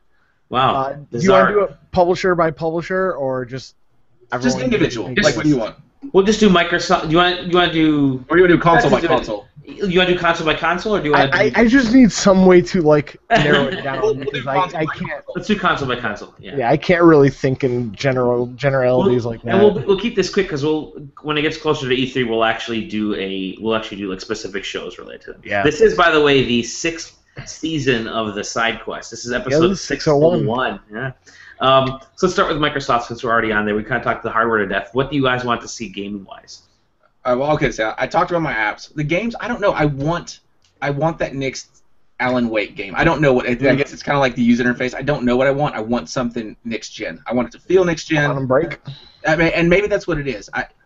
But I just want something that's not been hamstringed by trying to be developed for the last 7 years or trying to go cross-platform. I want something that feels next gen. I think that's one of the things. I mean, as pretty as Forza or some other games are, they don't feel next gen because they made concessions to go. I think a lot of the games coming out this fall are going to be that because like that's wave 2 of the games they had. At this point, 28 months with the consoles, so they should have been able to crank out what they need. But I do know what you mean. Even as simple as like Fight Night 3 was like a cornerstone game of the 360 launch. I mean, it looked beautiful. They removed all the HUDs, so you kind of had to like watch the responses on the players' faces and how they were moving to kind of judge what their stamina and health were at. I just want something that's a cornerstone game, and I think that's something that all the consoles missed trying to beat each other out the gate. I launch games are always going to be launch games, but I don't know. But okay, if I had to have any 2 games I could have, I want a new Amped and I want a new Left 4 Dead. Oh, yeah, Left 4 Dead would be great. Yeah, well, Evolve is arcade version is coming out. Yeah, Evolve was a lot of fun at PAX. It was a Valve doesn't make games though, so we're right. screwed there. We'll get Left 4 Dead 3 and Half-Life 3 at the same time. Yeah. Yeah, man, fuck Valve. And Portal 3. Portal 3. I don't like that company. Wow, really? Uh-oh. Yeah, their business tactics are real shitty, especially in their recent last year with Greenlight and early access. All that shit is just dreadful. They should be ashamed of themselves for what they have done. But yeah, that's neither here nor there. So what? Okay, so we got John. Eric, what do you want? What do you want to see out of Microsoft? Out of Microsoft, I'm trying to think of some older, properties that they already have that they could feasibly make into a newer game. Fusion Frenzy. That's the first thing I thought of. Hexic. Hexic is a good ass game. They don't need to make another one though. Like that game has gone as far as it can. I was thinking shit. Now I can't remember. Thanks, guys. I think they need to try something new. They need to make a new IP. They need to bolster their in-house talent and show it off by making, something. And if it's not going to be that, then I want them to make a new goddamn Banjo and Kazooie game. So you're looking for new IPs, or if not a Banjo Kazooie, are you looking for action adventure, FPS, RPG? I don't know. See, this is how I felt. I just want something new. Yeah, it's sure. Just like Nintendo. I want them to step out of their comfort zone. And right now, Microsoft's comfort zone is, hey, here's $30 million for this co-marketing campaign. Yeah. What would you do if I told you they're bringing Milo back? I'd not care at all. I'm not very hopeful for Microsoft. I think they're going to trot out a lot of the properties everyone thinks they're going to trot out. There's going to be a Forza Horizon 2. There's going to be Halo 5. There's going to be et cetera, et cetera.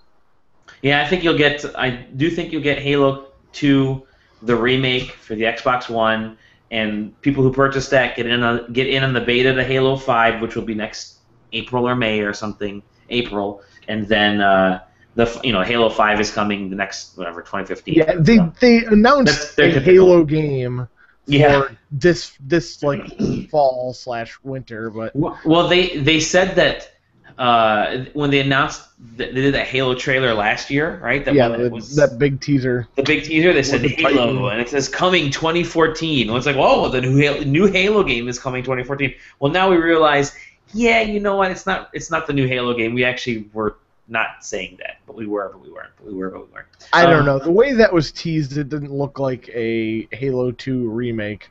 Exactly, I totally agree. It looked like a brand new Halo game coming 2014, but now we know, we have a pretty good idea that it's a Halo 2 remake. At least that's the big rumor. It's a Halo 2 remake for 2014. Well, there's two different versions of that rumor. Yeah. The first version is that they are remaking Halo 2.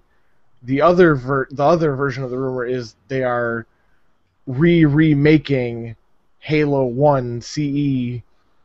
I don't know. For Xbox One. I wouldn't do that at all. Why bother when Halo 2 is more popular than Halo 1? Yeah, but Halo 2 is a shitty game. But it's still way more popular. Halo 1 isn't. And if they're going to include a lot of the multiplayer for Halo 4 and so forth. So I think they're fine. Which, if you want to talk about pointless fucking things, it's adding in Halo 4 multiplayer to anything. I'd rather have them bring back Halo 3. So I would just say, or Halo Reach. No, yeah, I would just whatever. I would just say, for me that doesn't. I could care less about another Halo remake. I'm not too huge on remakes of FPS games, I guess, just because I'm not huge on remakes at all, but especially not on 10-year-old games. It has to be a dramatic change to a game, and if it's flashier graphics and better multiplayer, that doesn't do it. That doesn't do it for me. Regardless, I think that's going to happen. I think that's a foregone conclusion. They're going to do that. Probably. Anything else specifically you want to see, or is that? Not from Microsoft. Like I said, I think they're going to be stuck in kind of a rut here for a couple of years. I want a new Rock Band game. You know what? So I have an article. Was there a tweet that don't throw away your plastic instruments? I have a. It's not gonna happen though. It's not gonna happen. They can't work on the new Xboxes. Maybe it's a little adapter box. I don't know. Yeah, who knows? But I would say that we do need a new Guitar Hero or Rock Band game. I think that's got to come because I love Guitar Hero just strictly from the guitar part. Yeah, but they couldn't get the platform right.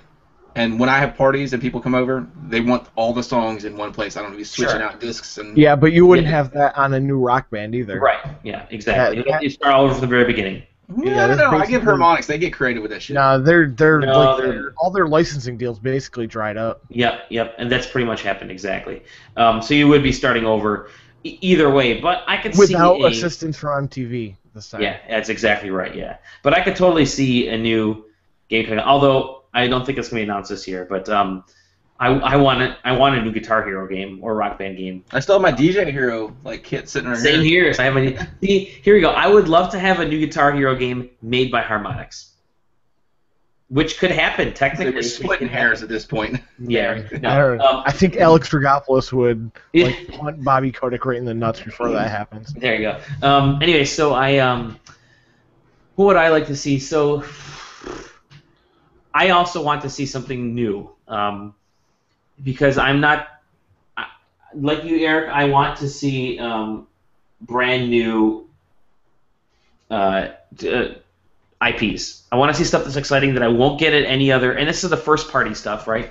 I want to see stuff that I will not get at any other console. I want there to be a reason that I purchased this device, whether it's whichever console it is. And for me, that's brand new IP. New IP is what does it for me. It can still use the old characters. It can still use licensed. Maybe it is a Master Chief game, but it's got to be a brand new. It's got to be different than what's already been out there. I wouldn't mind.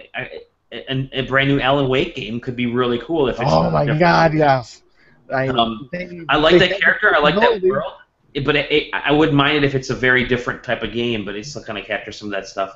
And that's where I'd love to see the next generation go. Instead of just making sequels, which really kind of took over last gen. Yeah, it's going to happen again, because this is going to be another 8 to 10 years. Well, I think they could follow kind of some of the new Hollywood themes and take an LA Noir remakes. Well, no, take an LA Noir type game, but use the same premise that American Horror Story or True Detective.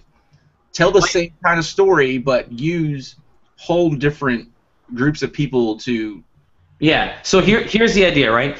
Alan Wake. What if it's an Alan Wake game, done in England in the 1800s, right? I have New Orleans in the. Or New Orleans. I think a core tenet of Alan Wake is a dude in a modern American town. Yeah. I think you never know. It could be. Well, that's what I'm saying. Like the French Quarter. Yeah. I think like modern Alan Wake in the French Quarter would be a pretty dope ass thing. Like, then it would be they go from Portland to, or I guess it was Washington. Either way, it was Pacific Northwest to the desert, to the French Quarter. Like, the disparity in the surroundings is what makes that game. And man, I'd love to see another Alan Wake, but I'd love because Alan Wake is basically Castle. In a way, it's almost like Castle. Yeah. I'd love to see say new IPs, maybe something new in the Alan Wake universe.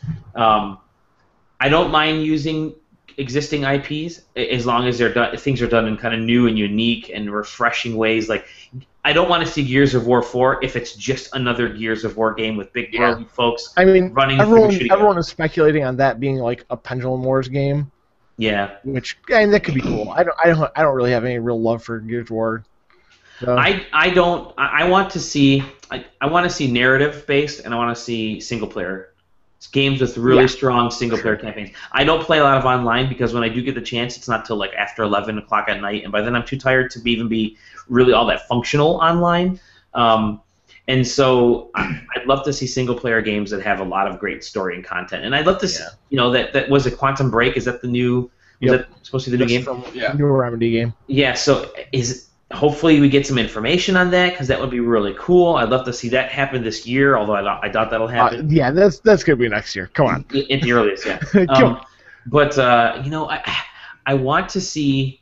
I want something that can't be done. And the last game that I played, I think on the Xbox that I felt couldn't be done on any other console was Dance Central.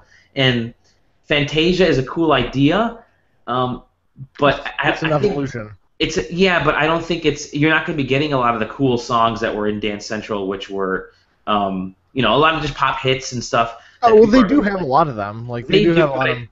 I think being tied to the Disney, the Disney IP makes it a little bit more difficult to get certain types of music in there. I don't know. I'm going to leave it up to them to decide. But, I want to see something that's really cool. And then there's the other thing. I have a Kinect. I want to see a fantastic party game based on the Kinect. That's nothing against Fantasia, but I want it to be completely original for the Xbox One because I think that could be a very cool thing if it's done right. Because I want to have my friends over and say, hey, check this out. This is a completely different way to play a game. Like the first time we all played the Wii, the first time we all played Kinect. If they come up with a good Wii Sports clone, that's enough to get. I don't think so. No, because they tried that with Kinect Sports, and it failed all 3 times. I don't know about you, but the original Kinect Sports, that's a huge hit with my non-gaming friends. And I don't have to worry about them throwing a fucking controller into my TV. No, thank God. Like, when I first hooked the Wii up, I had a projector still, because my dad let that damn Wii controller slip out of his hand. I broke my wife's knee when I first did that. But, I don't want a sports game. I want something that's kind of... And if it is a sports game, don't make it like a Wii sports game. I want something that's... They need the Microsoft version of Nintendo Land. Maybe, but maybe there's something to that. But yeah, and then like I said, I just want to see narrative stuff. I want to see new games. I want to see new IPs from Microsoft. What if Microsoft came up with a platformer like a Super Mario Brothers, their own take? I mean, the console support. So how many controllers? 8. So here's kind of how I feel about the different consoles, and maybe this is a good transition onto Sony and Nintendo.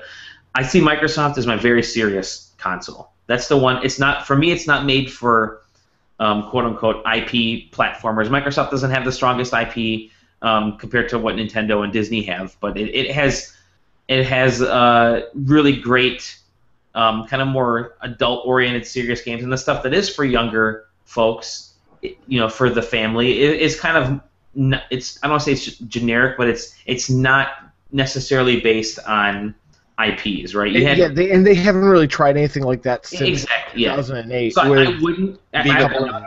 wouldn't do that right now. I wouldn't make that a huge focus. I would let that kind of organically grow up through the Microsoft development cycle, but I wouldn't make that like a big, because if you're gonna throw, here we got a brand new platformer that's amazing, and then Sony or Nintendo throw out their big platformers, which their IP is potentially stronger.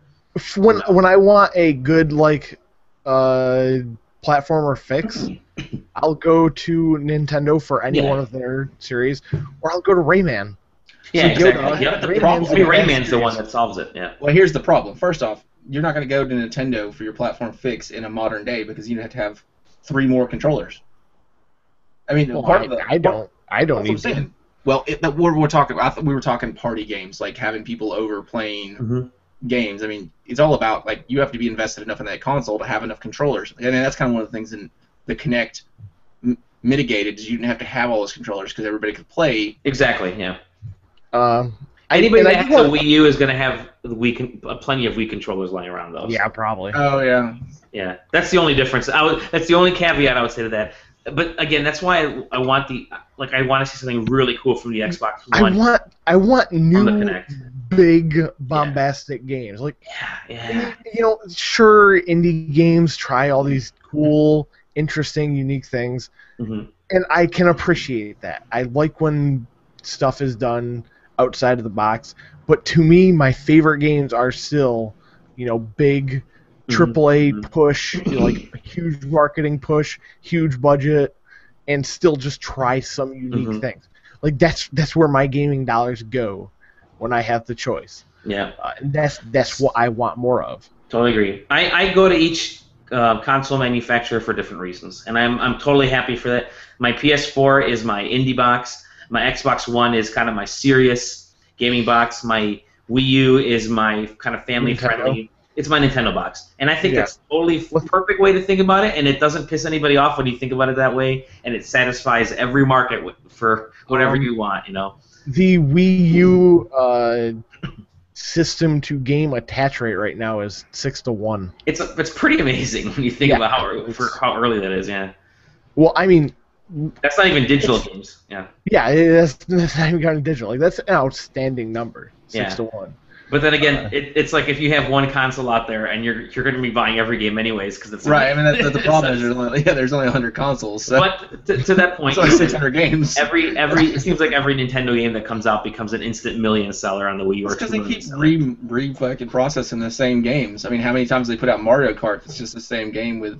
8 times. You know what? 8 times, but then at the same time, you've had 7 Halos that have come out.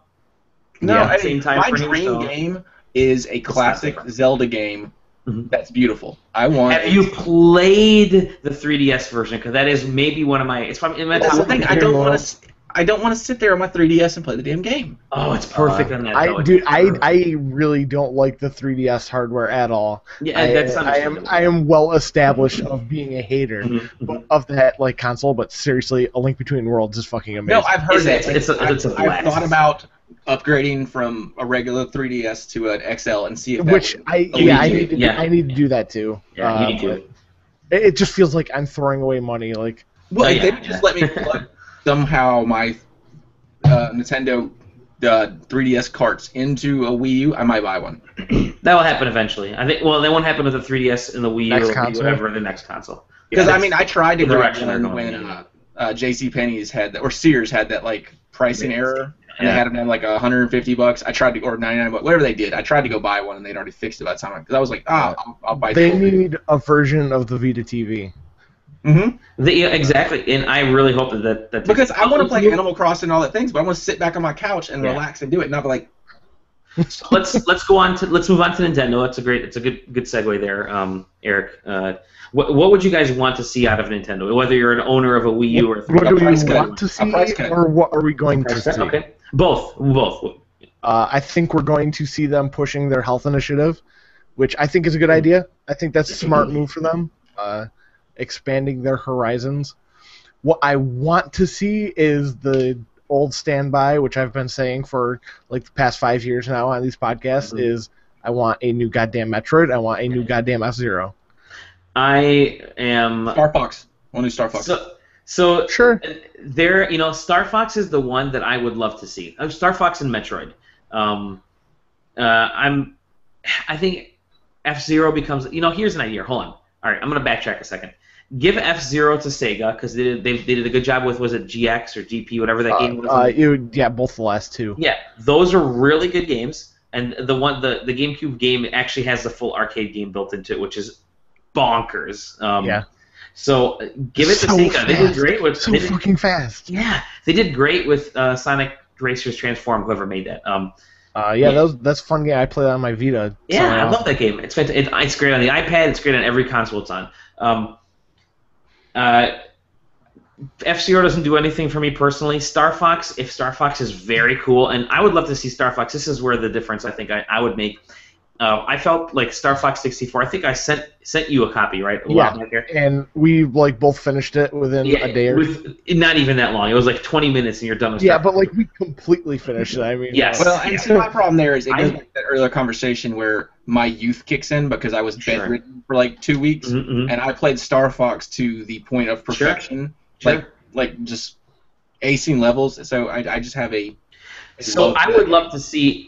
It's in a weird way, and I don't want to call it open world, and open galaxy Star Fox, so that you're. So it's not like a rail shooter. So it's not a rail shooter, which is what the current Star Fox was. I'd love to see actual Star Fox with just change it up, make it. It's in space, but now it's dogfights. It's it's mission based. You have a lot of cool things. See, I don't know if that's necessary. Cool. I don't know if that's necessary. Isn't that where a lot of the aerial games fall apart because there's too much to do and you're not given enough direction to kind of get. Yeah, I just think the original Star Fox, and I have more fond memories of Star Fox on the SNES than I do on the 64. On SNES, they made that world feel really big, and it felt like you could go anywhere. You know what it looked like? It felt like a first-person view of an FTL game. It was the same branching structure. Yeah. Go back to that when you go back to that original Star Fox game. Play it today, you'll realize. Maybe. I know, but it was just the feeling that they gave. And I don't think you could do that if you make a game that's very similar to how that process was, which was a kind of an on rails-ish. I wouldn't mind on rails-ish if it meant that you had a lot more. You could kind of go back to levels. You could do missions. You can upgrade scores. You can you could do a lot more within a game because I don't want to have to finish I don't want to finish a Star Fox in a 45-minute sitting. I want to be able to go back to it and do all kinds of stuff. But couldn't you do that once you played through it? I'm trying to remember back. So you want a Star Fox with Trials replayability? Yeah, exactly. Yeah, yep. Replayability, missions, shit. I want if there's some type of cool multiplayer additions, that would be really cool. That'd be a we know Nintendo doesn't do multiplayer. Yeah, that's true. The multiplayer in the Nintendo 64 version of Star Fox was one of my favorite things. Yeah. Because you could have a dude running around on the ground with a rocket launcher against an R-Wing against a tank. And it was so much fun. That was awesome. It was so stupid. I mean, we could always just rally the troops and get a new descent. There you go. God, dude. Anything else you want to see, Eric, from Nintendo? From Nintendo? Nah, if they made those two things. Do you have a Wii U, Eric, or no? No, I'm picking one up probably right after E3. What's the current price on the Wii U? Is it still $299? It's still $299. But yeah, just like the Xbox One, you can get it for $50 cheaper. Yeah. Okay. Well, they can get it down to $200. I don't care if they ditch the stupid controller. I don't need it. I just need a pro controller, so I can play games like I play games like an adult. get it down to $150, $200, put out a Metroid, the Star Fox, a good Zelda game, and I'm there. Yeah, I'm gonna get it right after E3 when funds are available. Mm-hmm. But the game I'm getting it for is Mario Kart 8. I haven't played a new Mario Kart game since Nintendo 64. Let me just say one thing, and I can't quite, without revealing too much about reviews in Mario Kart 8. How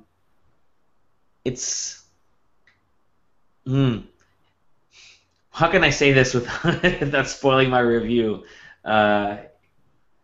Yes. Okay. Good. I will. I've seen other people talking around it as well. Yeah, I'm going to talk around it, but it is hella something. It's hella something.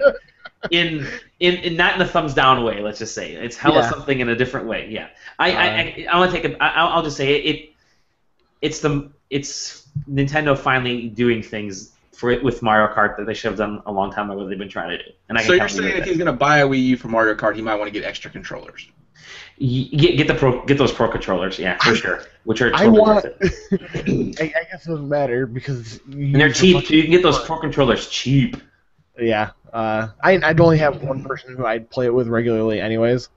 So I don't really need to get money. Hey, the online league stuff is there. But yeah, I fully plan on getting that because it has been so long since I got a Mario Kart game. Mm. I guess I did get one on DS. Oh, the DS. The DS one is the last great. one I got. Yeah. Well, there hasn't been a Nintendo console, like TV console, in my house in 4 years, 5 years. Since what, the Wii? Yeah, my son traded in his Wii for an Xbox 360. That's good. 4 years ago, no, I played. I don't remember when Donkey Kong Country Returns was. I think that was 2011. 2011, yeah. Yeah, I played that for sure. Yes. Or was that 2010? It was 2011. Yeah. 2010. I played that for sure. Because 2011 was Zelda. You're and right. 2012 was the Wii U. Yeah. I bought Zelda but never played it. I bought it and I played about 3 hours of it. Yeah, well, and I'm a huge Zelda fan. I played 3 hours of it. I watched somebody play the first hour and a half and I could not stand it anymore. Yeah, I wasn't in the mood for a Zelda game at that time. I should probably go. See, again, going back to the 3DS Zelda game, I thought that was unbelievable fun. A blast. I had some issues with it, especially towards the end. Mm-hmm. But it was still I cannot recommend. It was super easy though, really easy. But then that easiness is, I think part of that is because Link to the Past is my favorite Zelda game of all time. I rank it above Ocarina of Time. I think I love it. You're wrong though. Yeah, whatever, you're incorrect. No, I love it. And so Link Between Worlds, which I do think it started off as a remake of Link to the Past, and then became. Yes, it did. It's actually confirmed that it did. Yeah, and so I that's what I loved it. I thought it was great. It was beautiful 3D visuals. I actually played in 3D the whole time. It was great. But all right, so then what would I want? I want X. I want this massive RPG. That's forgot about that. If that's coming this year, I am super stoked for that because that is going to be the RPG that's a JRPG that I think is the first. It's the biggest one in several years, I think, just in scale. I just want an actual turn-based RPG. Yeah. No action combat. I'm not a fan of that. That's not what it is to me. I think that would be what I would. Bayonetta 2. Let's see here. Bayonetta 2. Isn't it? That's probably going to be September. I would be surprised if that's September. I'm not a huge Bayonetta fan, but I guess it it could be it could be a good game. I bought the first one, but that's I haven't even cracked it open yet. So I love that first game. I think you'd like it too. Yeah, I like that kind of goofy. Yeah, that's like that, and I like Lollipop Chainsaw because it was goofy. So, so X, whatever it's going to be called, I'm super stoked about that. I think that could be it's going to suck up a lot of my time. But we already know they're going to talk to that. They're going to talk to Bayonetta. They're going to talk to Smash Brothers. I do think Smash Brothers is going to be awesome. What I want out of Smash Brothers is not not just, I mean, the figurine stuff will be fine, whatever. It's just a wireless memory card when you think about it. That's all those figurines things are. Yeah. Nintendo's goes a little bit further than what Skylanders and Disney Infinity do, because at least you can use it across different. It seems like you'll be able to use it across different software, which is kind of cool. But it's just an elaborate wireless memory card. But I want to see. I kind of think they're holding it back, and I hope this is me wanting. It's totally not true by any means. I haven't heard anything. I want to see some type of esports integration by Nintendo, into Smash Brothers. Yeah. It's I think that would work, game. but for streaming, right? They're already doing streaming stuff with Mario Kart, at least uploading of videos and play videos and that kind of stuff. Like, I don't think they could live stream though. They probably can't, but if they could do something similar with Smash, they only got 2 gigs of RAM in that thing. Yeah, I think that would be the way. That would be something that they should definitely do. I want them to really kind of push that tournament stuff, because I think that's what they've got to be working on. Is doing that. It's just saying, hey, this is going to be a tournament fighter. That's what everybody wants out of Smash Brothers. It's couch play, and then it's online tournament stuff. It's going to be played everywhere in tournaments. So I really hope they emphasize that. But for me, it's Metroid. Man, Metroid would make me happy. Would put me over. 3DS or Wii U. Wii U. 3DS, I'm fine with the games that are coming out this year, because I've been so entrenched in a lot of the JRPGs that have come out that I'd love to see a 2D Metroid on the 3DS. I think that would be a blast. So I think that's the only thing I really want on the 3DS. Do not want them to make another Prime game. You don't want them to make a 3D game? No, I don't have any love for that. Really? I love the Prime games. I loved them. It's just not what I wanted out of a Metroid. Let me ask you I can this respect question. it, but it's just not there for me. Do you think E3? Do you think there's another Nintendo TV console out?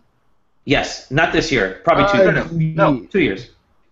I don't know. I feel like we're reaching the point that they're going to take some kind of half measure like Sega. If there's the next one is going to be a handheld and TV thing. Yeah, they already said they're planning it. In fact, they even said that they're merge their hardware divisions. They wouldn't do that without planning on. I think Iwata said recently, after the investor stuff, that they've already started working on their next console. No, that's what I'm saying. It's natural, yeah.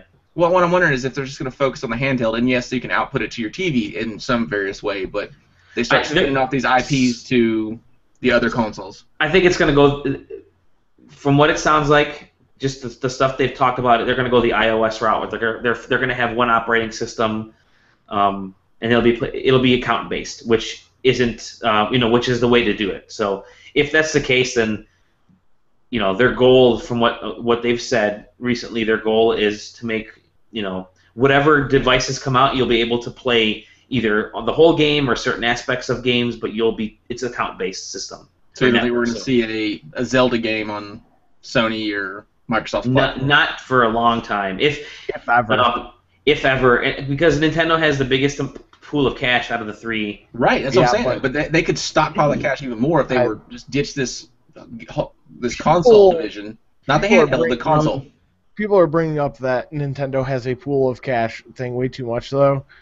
But it's true. But it doesn't matter. They're also beholden to their investors. You can't bleed $1 billion a year like they currently are. Well, they're not bleeding $1 billion. They're bleeding, $260 million. This is their biggest one. This is their biggest loss. What would it do? The whole year. What would it do to their cash influx if they ditched the Wii U, started putting out their games for Microsoft and Sony platforms, and kept their handheld division? So I don't think it would come to Microsoft. I think if anything, it would go to Sony. It would go to Sony is not in a position. Microsoft would pay them a premium to do it just so they could get a foothold in Japan. So you know what? The Xbox One isn't going to do anything in Japan. We already know that. I don't even know why they're bothering releasing it. I don't even know why they're bothering. Everyone that wants it in Japan already imported it. So think of it this way, and I think this is the best way it was told to me. The way that a lot of Japanese business is done is that you don't fold to your competitors, right? It's only until you become a non-Japanese business that things like that start to happen. It started happening to Sega when their American side got really big, and they started having a lot of failures with their consoles. They had was it? They had 3 console failures in a row, and a bunch of the stuff with the the 32X really and the CD. Yeah, and, if you count like that extra stuff, but it was really just Saturn and Dreamcast. And it took a long time for them to do it, but their IP is nothing compared to Nintendo's IP. Right, but we both say, everybody says, Microsoft is not a competitor in Japan. So would it really be folding to them if they... But they are a competitor here. They're a competitor in the U.S. Right, but do they really care outside of Japan? They do. Nintendo does. Nintendo still has their... If it wasn't for the... I think if it wasn't for the really bad... Image-wise, outside of Japan. I don't think that Nintendo is going to sell to anyone. Yeah. I think that they are going to... before they... Yeah, they're going to try buying their way out of this. They're going to buy... I think it makes a ton of sense for them to buy, Sega or Square or Konami.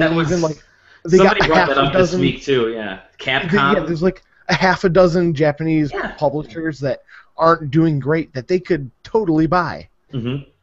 And let those IPs go to the other consoles where they're making money, because Nintendo already does that with leveraging their IPs on. There's a Pokemon apps on iOS. There's the other toys. That Nintendo doesn't make toys; they just license the IP, all that kind of stuff. I could see them pick up these other developers and utilize that IP to. Yeah, if they spent like $2.5 to $3 billion on Square Enix, which is a lot of money. Yeah. But I think the return would be there because they have 6 million seller in Tomb Raider. 5 million seller in Hitman. I don't think they'll go for Square. I think they'd be more because I don't think they will either. Square is really tied to Sony. Square is really tied to Sony. I think Nintendo should. My opinion would be Nintendo would just buy Sony, the Sony's gaming division, because the more and more as days go by, it looks like both Sony's gaming divisions and Microsoft gaming divisions will probably be spun off. I disagree about Microsoft, but I agree about Sony. And so I think they would be healthy to buy Sony's gaming division, at least from the hardware development standpoint. There isn't IP in Sony that really matters anymore. Yeah, so you think we're going to lose the PlayStation? Sony basically showed that their IP has no value when they released PlayStation All-Stars Battle Royale and it sold like shit. We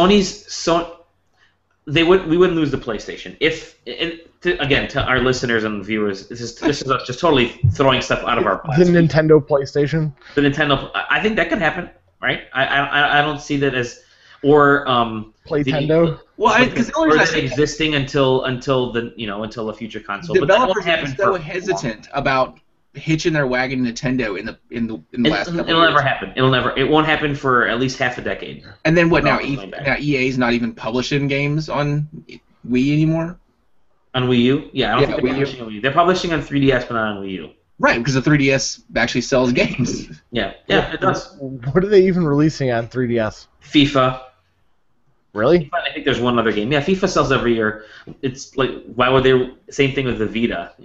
Why would they release it? Well, no, actually, they didn't release it on Vita because that's true. Actually, that is a losing proposition, no matter how you develop it. No, there's FIFA is published on the Vita and the 3DS because they had the first. FIFA's its own monster. FIFA's its own monster. FIFA's published upside down in holes. Yeah, they released one the first year, not the second year. Yeah. FIFA's probably published on Activision devices for all we know. But no, I don't think we're going to see Nintendo or Sony or Microsoft buy each of them out. Anyway, if anything, Microsoft or Sony would spin off their gaming diviings. Somebody else Sony more likely than Microsoft. Yeah, I don't know, man. Microsoft put no, here's the reason. That is Microsoft's Xbox division is their biggest consumer electronics division outside of like keyboards and mice. And that's always been their deal is to get into the home, and it's a tricky way it's their Trojan horse into the homes. But at the same time, that's no longer becoming the focus of the company, and that's not what the stockholders are leveraging towards. The focus though, they've put too much into the division in the last 3 months alone. Mm-hmm. And they're still profitable, unlike Nintendo and their home console division is. Mm-hmm. Yes, I understand they could bleed money for 20 years, but you can't bleed money every year, right? You can't. Mm-hmm. I mean, look at what Sony did over the last 5 years when They bled TV money. division. Yeah. Sony bled money even with the PS3. They bled money for years and years and years. Yeah, because they were forced to take that price cut. Yeah, and they're bleeding money on their system right now. They need to get it out there. Yep. But speaking of Sony, well, I'm going to cap off with. Speaking of Sony. So Metroid and X, give me those two, and then give me something that's completely new. I don't care if it's Mario IP. I don't care whatever IP you use. I give me a cool new game, it's fun, that's awesome, and that'd be like telling Disney don't use Mickey Mouse on anything anymore. Well, they don't. They do. Like Mickey Mouse accounts for so little of Disney now. Like it's extraordinary. I don't know. It's all over Infinity. Well, one product. Well, it's a lot of areas. They don't like make Mickey Mouse all TV we do shows is watch. All we do is watch Disney Junior at our house and watch Disney movies. Mickey's Playhouse. Yeah, my daughter watches they're new shows. They're new shows. I don't like that Mickey. He freaks me out. All animated. He's creepy. Crazy, yeah. I don't need 3D Mickey. Let's move on to Sony. What would you guys? Some Steamboat Mickey. There you go. Oh, that was great. What would you guys like out of Sony? Fuck, man. Well, let me start here then. They're going to have Uncharted 4 to dissuade rumors that game is going to be a shit show, even though it's going to be a shit show. They'll probably have something on Last of Us coming to PS4. Mm-hmm. I don't give a fuck about anything else, really. I don't care about any of their current IP. Mm-hmm. I am also not a huge fan of the Sony. Really, it's Uncharted. That's the Sony IP that I still kind of look forward.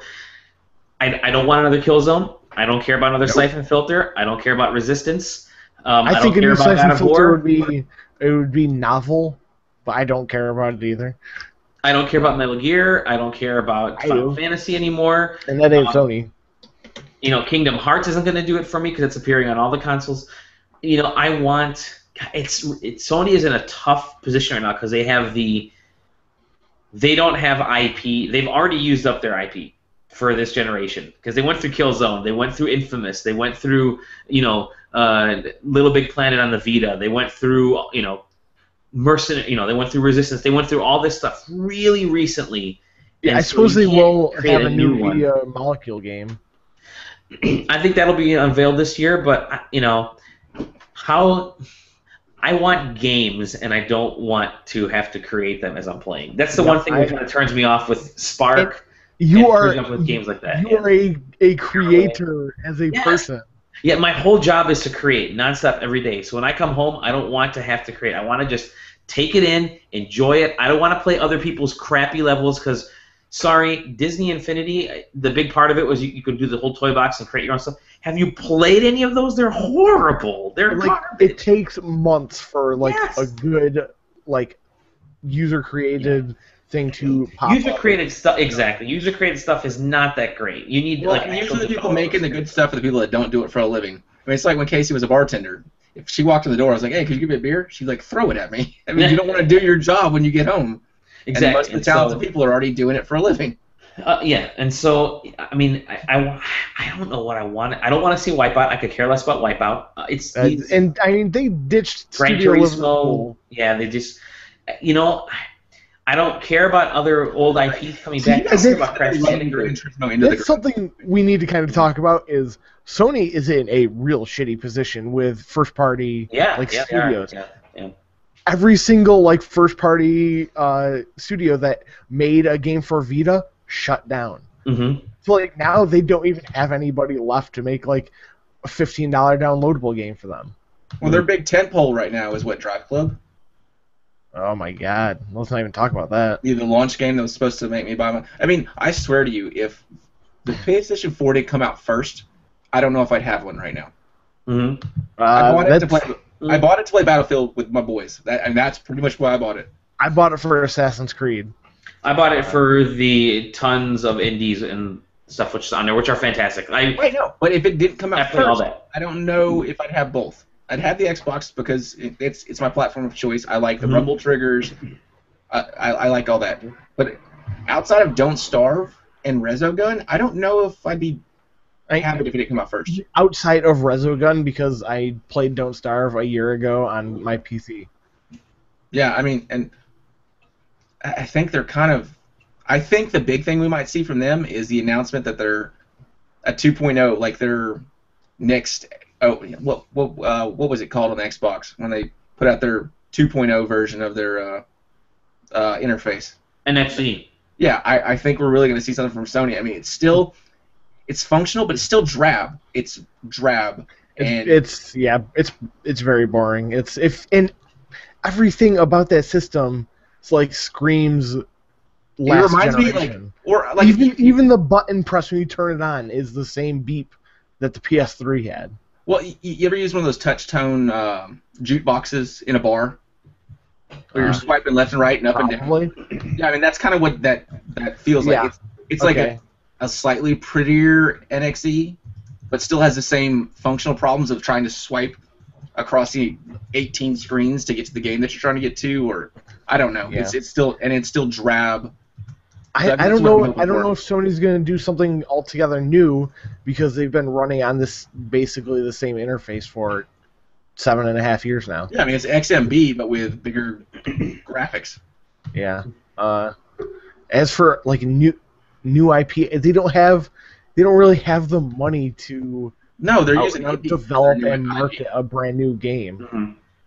Like they need something that has recognition to build on. And so they don't have. They've gone through their, like I said, they've gone through their brands. Uncharted 4 is going to be huge. Yes, I do think Uncharted 4 is coming this year. I'm excited for it. I want to see it. Man. I love Uncharted. It's my favorite series. My favorite Sony series, I should say. Man, if only they didn't make 3. I liked 3. Not nearly as much as 2. 2 is one of my favorite games of all time, but I liked 3. Uncharted 3 is the Mass Effect 3 of the Uncharted series. Well, here's my question: isn't Sony like the birthplace of the good JRPG? Why can't we get another good one? You haven't played. There's a lot of great ones on Vita. There's a lot of great ones. I don't want to play my damn Vita. I don't have a commute. Right. Mm-hmm. Although that I can play games on. I'm focused on driving. So Vita is probably my most played platform right now. Yeah. Right, but I want to lean back with a beer and kick my feet up and they watch need it to on a release the giant goddamn screen. Vita TV in US. Yeah, they do. You know what? That could be something that they announce. Well, even then, though, you're still like it's still gonna be like playing a last gen game at best because you're gonna be blowing those things up and not getting. I don't care. I understand that. But Persona 4 the Golden will look great on a 1080p TV. I don't know if it's gonna look great. It's not gonna look next gen. I don't care if it looks next gen.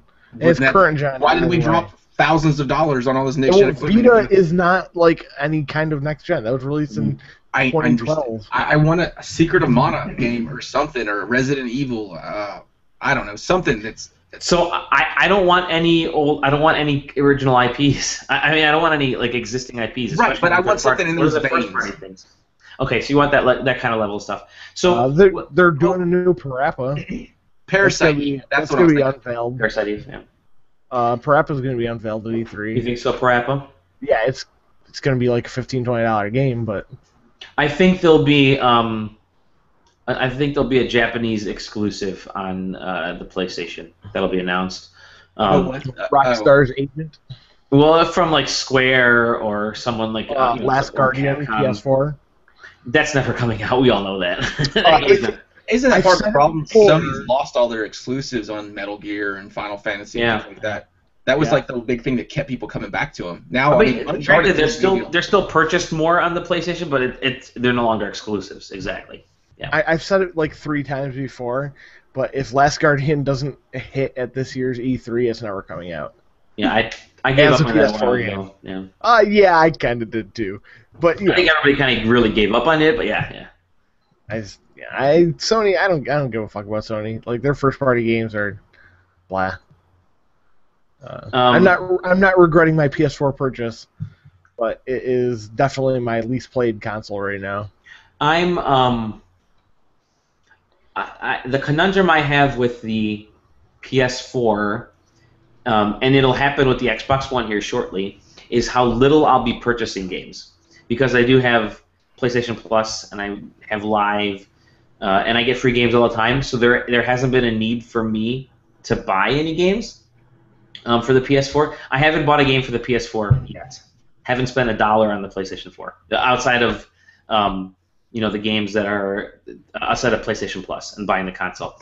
Everything else I have got, I got through trades. So I traded stuff online, like I traded a bunch of games in, like 99 Gamers just picked up, I think, Killzone and I don't know, NBA or something. But everything else has been the free stuff for PlayStation Plus. There isn't a need for me to go outside of PlayStation Plus or coming soon the Xbox One Gold, unless it's something huge and impressive. When you said that on Twitter, I'm like, Daly is just full of shit. Like, it's not that. Like, he's completely bullshitting right now.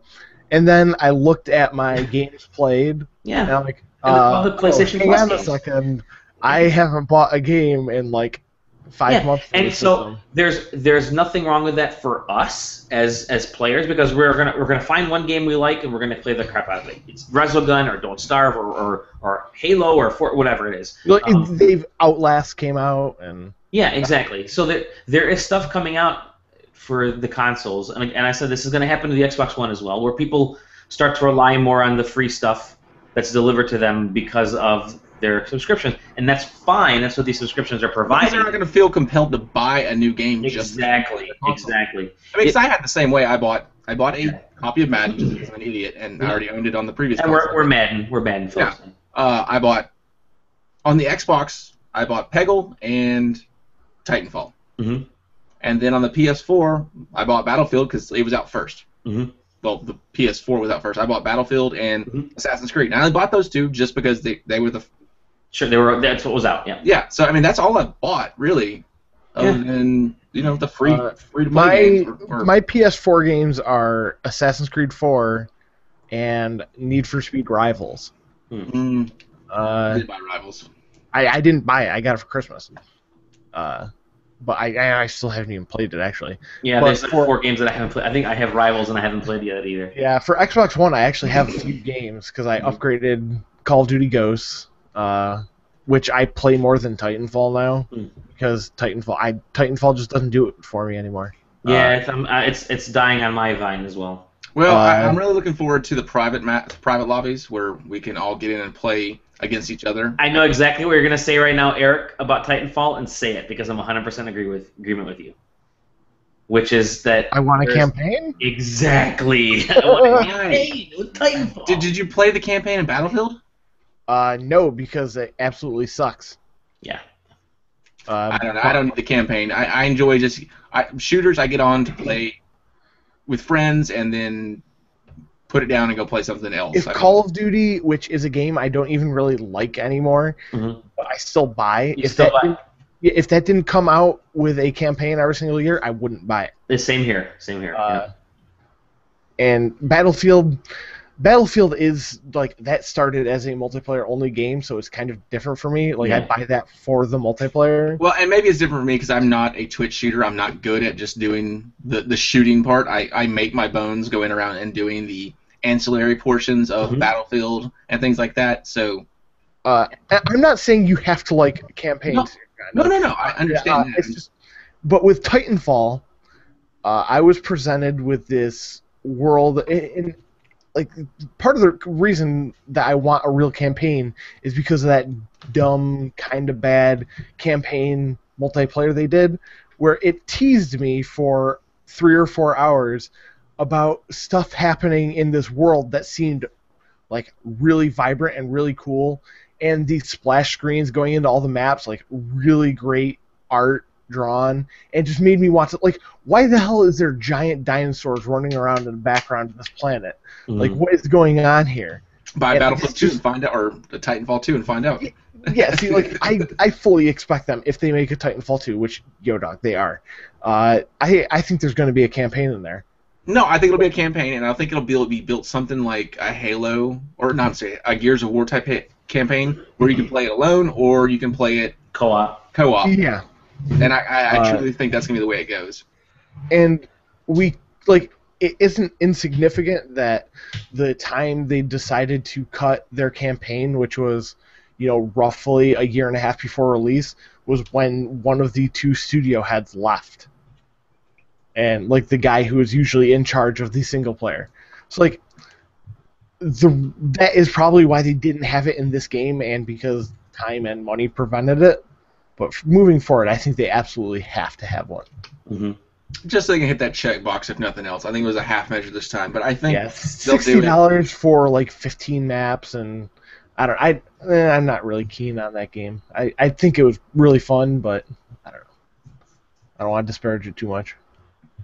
I'm looking over past Sony games that were announced at E3s, and this is 2009. All right, get ready for 2009. Here we go. Hang on a second. 2009. 2009. Okay. Announced. Yeah, so they announced because they probably had Heavy Rain there.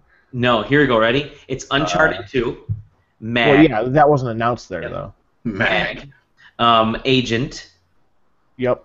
Assassin's Creed 2. Final Fantasy 13, Final Fantasy 14. That's when they said, "Oh, by the way, we didn't think that was happening." Always a solid announcement. Final Fantasy 13 was announced to the Xbox. Right. I'm just saying this is what they showed you. Mod Nation Racers. Gran Turismo 5. The trailer. Last Guardian and God of War 3. That's what was shown off at the PS3. I absolutely don't care about another God of War game. I don't either. Yep. So let's check 2010. What was Sony's press conference? Let's see here. What was the game that you moved between Shadow and Light as like an Archangel? Devil May Cry? No, it's you were like a Nightcrawler type looking dude. I know what you're talking about. I can't remember the name of it. Here's 2010's Sony conference. Killzone 3. PlayStation Move. Gran Turismo 5. All that stuff was going to be have 3D support. Blah blah blah. On the PSP, you had Invisimals, Ghost of Sparta, Patapon 3. Okay, here we go. Little Big Planet 2 was announced then.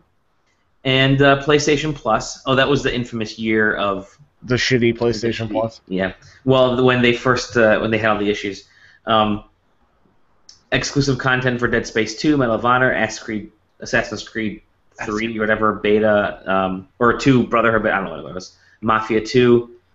That was it. It wasn't a ton of stuff that came out that they announced that year. So they haven't really had these amazing press conferences. And when do I get to use my Wonder Book again?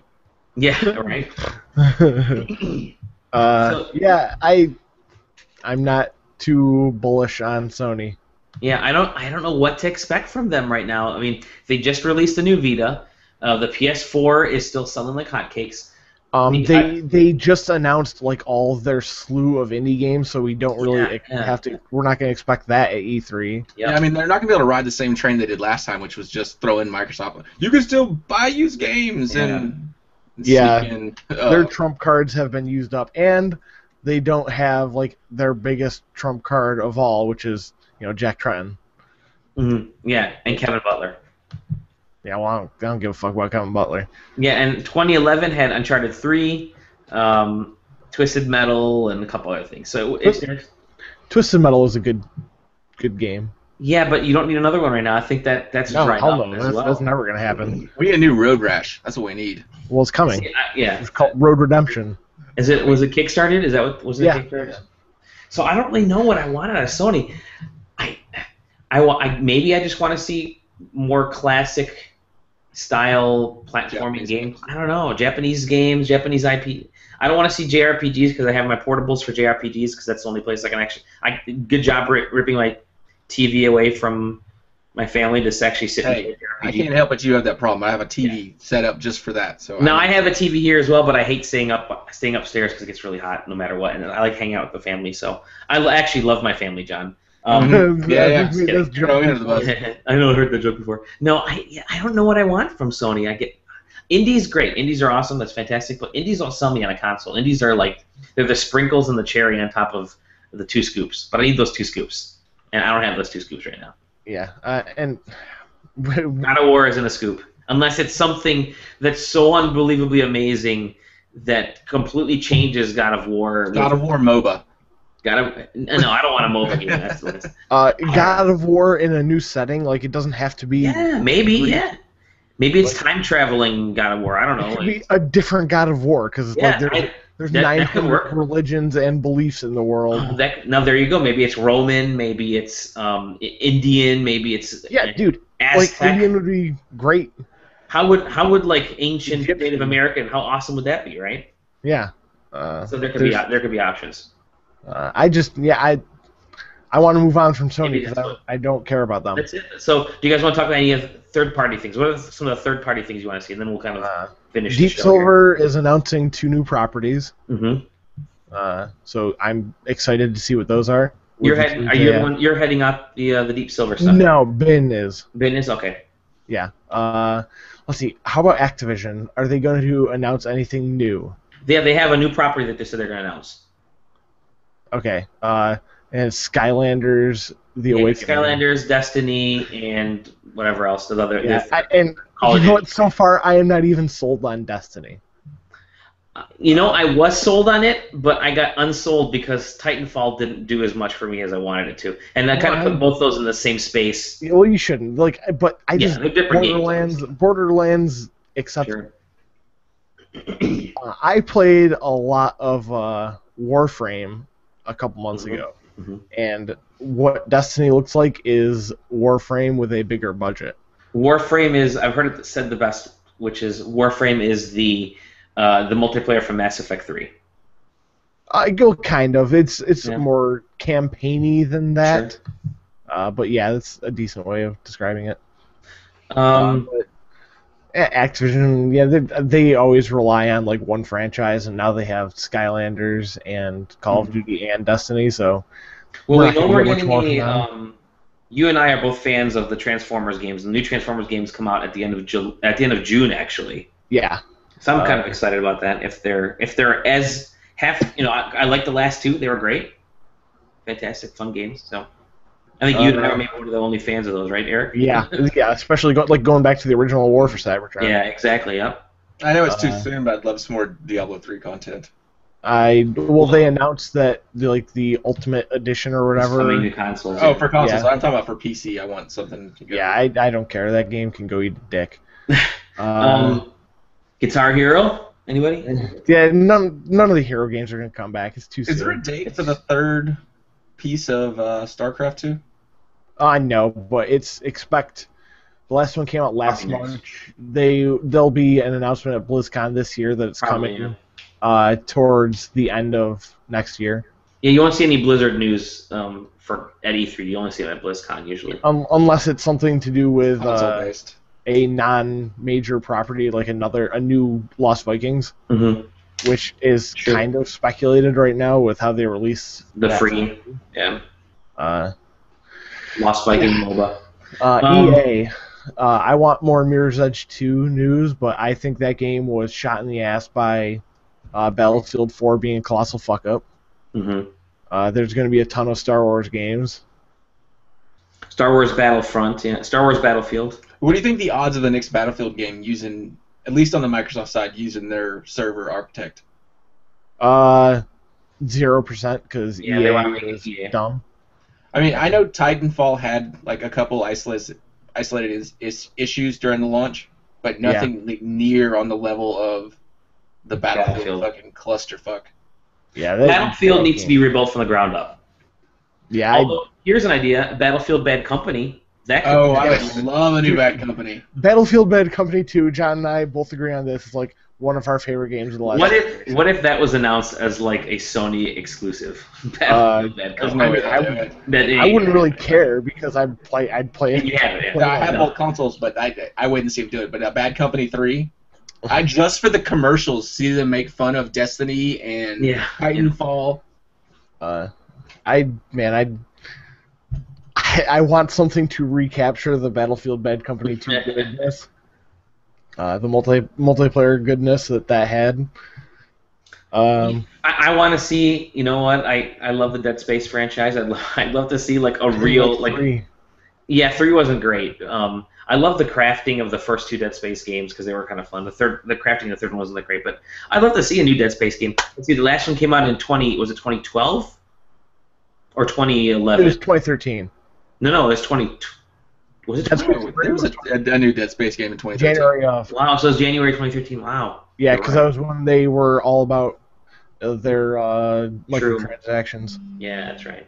Which, speaking of, there's going to be Mass Effect at the C3. Yes, I think so. You're right. Yep. Because they had that teaser in November. Yeah, I think we'll finally see the new Mass Effect game. Obviously, Which- Dragon Age. God, I want Dragon that Age to is be this like year, Mass Effect right? 1. Yes, that's September or October. I think it's Yeah, October. I'll be getting that. I mean, that'll be pretty cool. But man, Mass Effect 3 and Mass Effect 4, if they make that like Mass Effect 1, I'd give them $100 for it. Mhm. And love maybe Mass Effect. they'll announce the Mass Effect trilogy coming to new consoles That'll happen. Yeah. made, Yeah. since it popped up on like 2 different retailer sites. I'm surprised they haven't announced it yet. Yeah, EA is not good at rolling with the punches. Here it is. They're announcing it because you're gonna get the beta for the multiplayer for Mass Effect 4. There, done. Yeah, maybe, I don't know. That's a very Microsoft thing to do. Yeah. Let's see, what else has EA been doing recently? I think that basically covers them. Mm-hmm. I could see a new IP though from EA. I could see them Maybe. coming up with something that's not Mirror's Edge. That's not, I mean, they have. I can all. You know what? I see them coming up with 2 Star Wars games. They're gonna have Battlefront. They're gonna have something else. That's what I mean. I think they're gonna have at least 2 or 3, but I think one of them might be either a portable or handheld. So for those people that don't know, the EA and the Ubisoft press conferences are the ones that you don't really need to go to because the reception is horrible in those halls. So yeah, but Ubisoft always has good air conditioning. they do, but there's still no reception in there. So I may end up just skipping out on those. When they send us those invites, I might just say, yeah, it's all right. I was gonna say, well, the thing we didn't talk about, I want to see more of the new Civ game. Yeah, that's a good point. Yeah, that's a good point. I was so bummed that there was no other. Yeah, it's this year, and I didn't see any gameplay or any firm details at PAX when they announced it. Which that'll probably be a good game. I mean, they make good games. I have lost thousands of hours to that game. I'm fairly certain. Ubisoft, they have The Division. Yeah, they have and the 2 Assassin's Creed games and The Crew. Yeah. I think that's what they're going to be pushing this year. If The Division actually comes out this year, which it won't, if it actually comes out this year, I'll be ecstatic. Last year, that was probably my game to know. I don't think we'll see anything really new from Ubisoft besides the 2 Assassin's Creed games. I think of the developers or publishers at E3, I think they're the most likely to put out a new IP.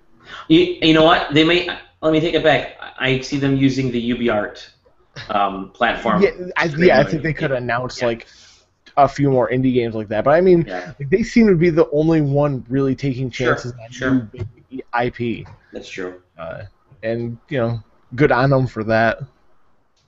Let's see. Anyone else? Konami, Capcom. Konami is just. Do they have anything besides Metal Gear Solid and Pro Evolution Soccer? Is there anything else? Do they even have? Did they Castlevania release Pro Evo last year? So, yeah, no, they didn't. I don't know if they did last year. They're gonna do it this year, though. I'm sure they'll have it for next year. But still, Metal Gear Solid 5 is basically beyond all that. they have.